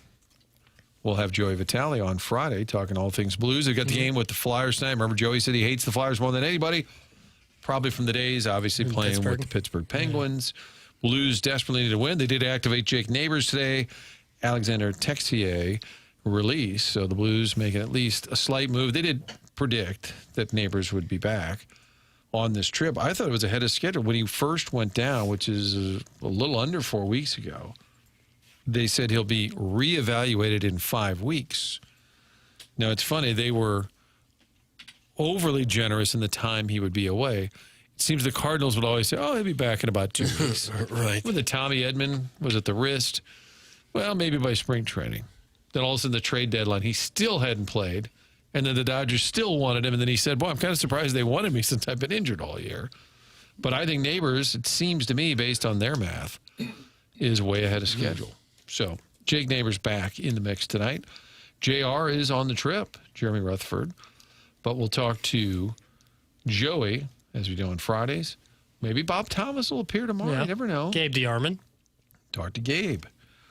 Fresh off his exchange with Eli Drinkwitz, where Drink stole his thunder by talking about the coaching carousel before Gabe could say anything, and then he followed up with, okay. Lay it on me, Gabe. Lay it on me, Gabe. New segment on Fridays, Lay it on me, Gabe. As Mizzou heads to Oklahoma. We were supposed to go to this game. We were going to stay with Matt the holidays. We should have had a holiday on today. He never returned a call? No, he said on the air, go, sure, fine. I don't think he meant it, but he said. What if we showed up? You think he has a house big enough to house us? Yes. Yeah. I think probably everyone else in the building. Honestly, from the videos of him and the boys in the cages and all, and lifting weights and everything, I think they have a compound. Really? The holiday compound. He used to live over there by the cat. Right. Across Spady. Spady. I don't think it was Spady. I thought it was. It was across Bope. Was that the neighbor he got into the legal battles with? Was that Holiday? I'm not sure. No, I don't believe the cat sued Matt Holiday. If I'm not mistaken, Travis Ford bought his house when Holiday moved. Yeah, I thought Yachty did. A little further down Clayton Road. Yeah, oh, okay. Well, I think Holiday bought Yachty's house? I think they all bought the Bobcats. Right. The Matt Holiday Hornets. I think Yachty bought Holiday's house when he moved in. No, Holiday moved out of a house, and Travis Ford bought it. Okay. They're buddies with Oklahoma State ties. Sure. So they know each other. Makes sense. So Travis Ford buys Matt Holiday's house, and then Matt buys Melina's house, I think, and Yachty moves somewhere else. Something like that. Yeah, we'll take your real estate. We'll take. This is why Strickland. This is why Andy Strickland, sports guy, need him. used to do a real estate show. Yeah. And didn't Torrey Krug buy Petrangelo's house? Yeah, that was right over by where I used to work. Okay. Part of a package deal. Yeah. You sign with the team, I leave, you get a new house. Talking about all these St. Louis staples, there might not be a bigger St. Louis staple than Ted Drew's frozen custard. And Tim's going to tell you about Ted Drew's. Well, that's true. Yeah. Visit Ted Drew's on Chippewa for the perfect combination, frozen custard and Christmas trees. Enjoy Ted's delicious custard While browsing among beautiful, fragrant fir and pine trees, there is a wide selection available, including plenty of large trees standing over 8 feet. The finest trees are given the label of a Dottie tree, named after Ted's wife. Ted Drew's was founded on the principle, our business is service. The staff at Ted Drew's will help you select your tree, carry it to your vehicle, and even secure it for the ride home. Ted Drew's also offers a variety of holiday greenery, including beautiful wreaths with handmade bows and pine roping as well. And while browsing the fresh trees at Ted Drew's, sip on a hot chocolate or try one of Ted's specialty flavors like Crater Copernicus, the Blue Note, the Turtle, or the Cindermint, inspired by Ted's daughter, Cindy. And if you're hosting this holiday season, impress your family and friends with Ted Drew's at home. Sold by the quart, Ted's delicious custard pairs perfectly with your favorite holiday treats. It's Ted Drew's. And an earlier text was asking, didn't Ted Drew's, wasn't he an accomplished tennis player? He was. He grew up in Florida. Oh, yeah. And he was, I think, and I don't know if he was nationally ranked, but he was a younger star tennis player. He and Josh Schertz. That is true, yeah. So the earlier texter asking that question, I remember interviewing Ted Drew's at one time, and he talked about his tennis days. I don't know if he moved from St. Louis to Florida. They sent him down there, but he spent time as a aspiring pro in the tennis world. All right, late for the break, of course, we are. That's what we do. It's TMA. Get your emails in because the Design Air email of the day coming your way in mere moments. And, of course, the winner will get 2 tickets to Motley Crue.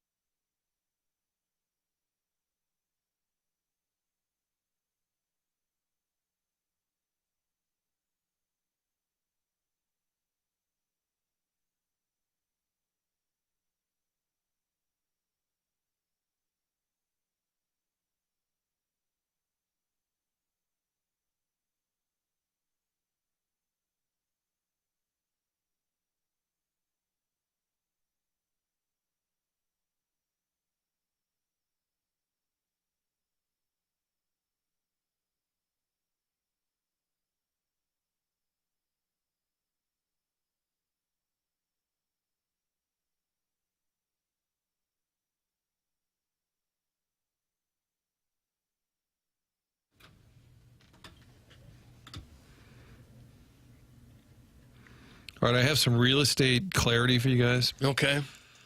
Matt Holliday says, Yachty bought my first house, then Travis bought my second house. Yeah. So real estate news. Matt Holliday had a house, sold it. Yachty and Melina bought it. Had a house, sold it. Travis Ford Who bought is it. the most famous person's house you've ever been in? Ooh, a good question there, Tim. We've been to Tim's. Oh, a friend of mine, her grandma lived in Ozzie Smith's old house. Oh, really? That's a Yeah, good one? Baseball glove-shaped pool. I was in Stan Musial's house once to interview him. How'd that go? That would be mine. Oh, great. He's the greatest guy. We drove up there. It was when Red Cheney's got voted into the Hall of Fame. We went, let's get some reaction from Stan Musial. Drove there with the crew. We get out of the car. We hear a guy cutting the grass and the lawnmower. We say, well, we're going to have to go inside because the lawnmower is too loud. The lawnmower guy keeps getting closer and closer. I look up at Stan on the lawnmower, cutting his own yard. Like Larry Bird. Riding lawnmower. Massive house in Ladue, and he's the one cutting the grass. Had to be mid to late 70s. That's awesome. What about Earl Weaver? Oh, I was in his house, too. I heard. Yes. That Earl Weaver didn't have any testosterone issues, did he? Oh, he was a bandy little rooster if ever there was one. Yeah, he might not need Mentality, but if you do, Tim will tell you all about it. Mentality is a longtime TMA sponsor. They are on mentalityhealth.com. If you have noticed you're just not feeling like yourself as of late, maybe tired, sluggish, you're putting on weight that you didn't used to put on, you're eating healthy, but you're still noticing that you're putting on weight, that's where Mentality can help you out. It could be you're getting older or work stress. It could also be testosterone calling it quits and you never got the memo. Mentality can help change that. So stop being tired of being tired. Get back to the guy you used to be. Visit mentalityhealth.com. and reserve your spot today. That's mentalityhealth.com. So after Holiday gave the correct real estate answers, I said, okay, we're having a big day here. And he said, sounds like it. Brian Lamping, who was referenced in that article that we read, said he wasn't there the night that the Blues players were, but after the fact, after hearing about it, I said, oh, okay, the story was confusing. He said, shocking, you hard-scrabbled journalists would get something wrong. So we're just taking shots left and right, Doug. God, his dad put him up to that. We're just eating it. Gosh, dang it. All right, time to break again. We've got the email today. Still got a chance to get in. We've got to give away 2 tickets to Motley Crue. It's next. It's the Design Air email of the day.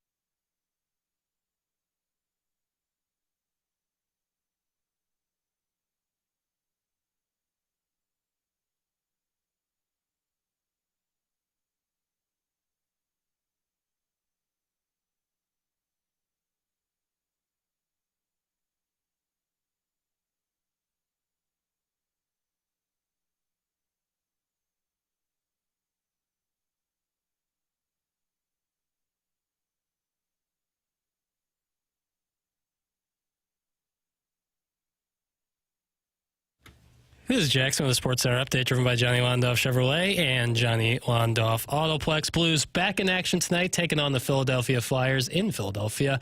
You can catch that game right here on 101 ESPN, pregame at 5 p.m., puck drop at 6 p.m. That was another Sports Center update, driven by Johnny Londoff Chevrolet and Johnny Londoff Autoplex. See them at londoff.com. Chevy, together we drive. Are you kidding me?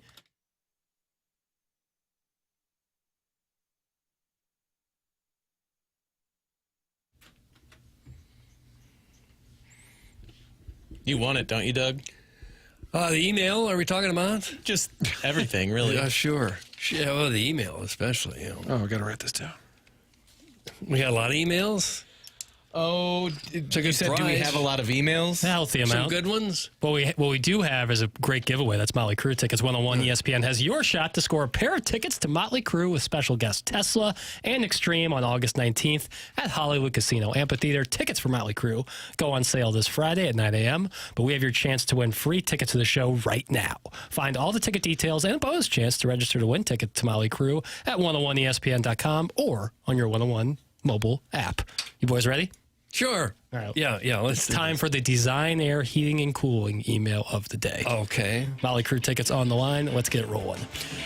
So the meat and potatoes of TMA takes a day off, and we're stuck with papers desperately desiring to be sought after, and a lively debate on whether or not the extinction of the mastodon was a good thing. 2 words, boys. Say it with me now. Show prep. All said, the personalized license plate talk might be the high point for the show today, and when Doug salivated at the sound of Blues Nut, Doug, not D's nuts. The hot over-the-road trucking banter that got papers all riled up was a close second. Let's wipe the slate clean, delete the recording, sweep today under the rug, and try a smidge harder tomorrow, boys. That's from Bro Fallon, who won yesterday. Bro Fallon. I feel like Tim gave us all a gift for his own anniversary, the gift of gratitude for how he pilots the show. If Tim had been here today, I don't think that would have been touched on both personalized license plates and how the trucking industry led to movies in the 70s. Is Camo X breaking down Troy Aikman's taut body and the Hardin High School football team who might play 8-on-8? It might leave us all confused as the Charlotte Hornets / Bobcats mascots, but I'll still listen every day. That's from Shooter McGavin, the vice president of flight times between SEC schools. Shooter McGavin. What can be said about today's show that hasn't been said already throughout the annals of history? Today's show might be up there with the victory of Hannibal at Carthage or the crashing of the Hindenburg. Who knows? It's so refreshing to hear 4 hours of complete and utter nonsense instead of talking lame St. Louis sports. Who needs Tim when we get an hour of trucking talk? Learning that Chairman Kurt hates classic American films or grew up in the closet, Martin being a diehard Bobcats fan, and so much more. And then there's Doug, just existing, exuding excellence and sophistication that you can only find at Bar Napoli on a slow Wednesday night. Keep it up, boys. Can't wait till tomorrow when we chop it up for our favorite soups and best quarter zips. Adios. That's from the Heiser House Hooligan. Heiser House Hooligan. My dearest Douglas, on this bitter March dawn, the Minutemen are stringing fife notes through the pines like gossip. Boots squelching past frozen brooks that look exactly like your freckled cheeks. Loyalists bark at us from hedgerows. Let them! They couldn't tear a goose from its own grease, let alone you from me. I'd sooner let Cornwallis use my musket for a back scratcher than let them split what we've got. March will thaw soon. I'll be home before lilacs. Drag you behind the barn and taste that molasses you hoard. What in the world? I'll melt you into the snow off a tin roof, breathe on your neck saying every red coat can hang. Then you'll hike up my petticoat, feeling how marching's made me ache for that familiar, perfect brine. The general has us marching to Concord tomorrow. I promise to give those redcoats a thrashing from the bowels of hell so you don't have to be scared anymore, my darling Dougie. Home soon, your loving meat vessel, Sergeant Major Ezekiel Tugg, 3rd Regiment, Virginia. That's a military man. Sergeant Major Ezekiel Tugg. He's new. And finally, ahoy. Good, great, good stuff. This ma'am, I mean. Speaking of that, my old man hails from Marmaduke, Arkansas, and I once bowled a 212 in Springfield. As a side note, I go about 6'2" and 225, L bells and gross around 80K a year. How do you do? Concerns, thoughts? Big, eek, no fooling. Lefty Jackson. Nice.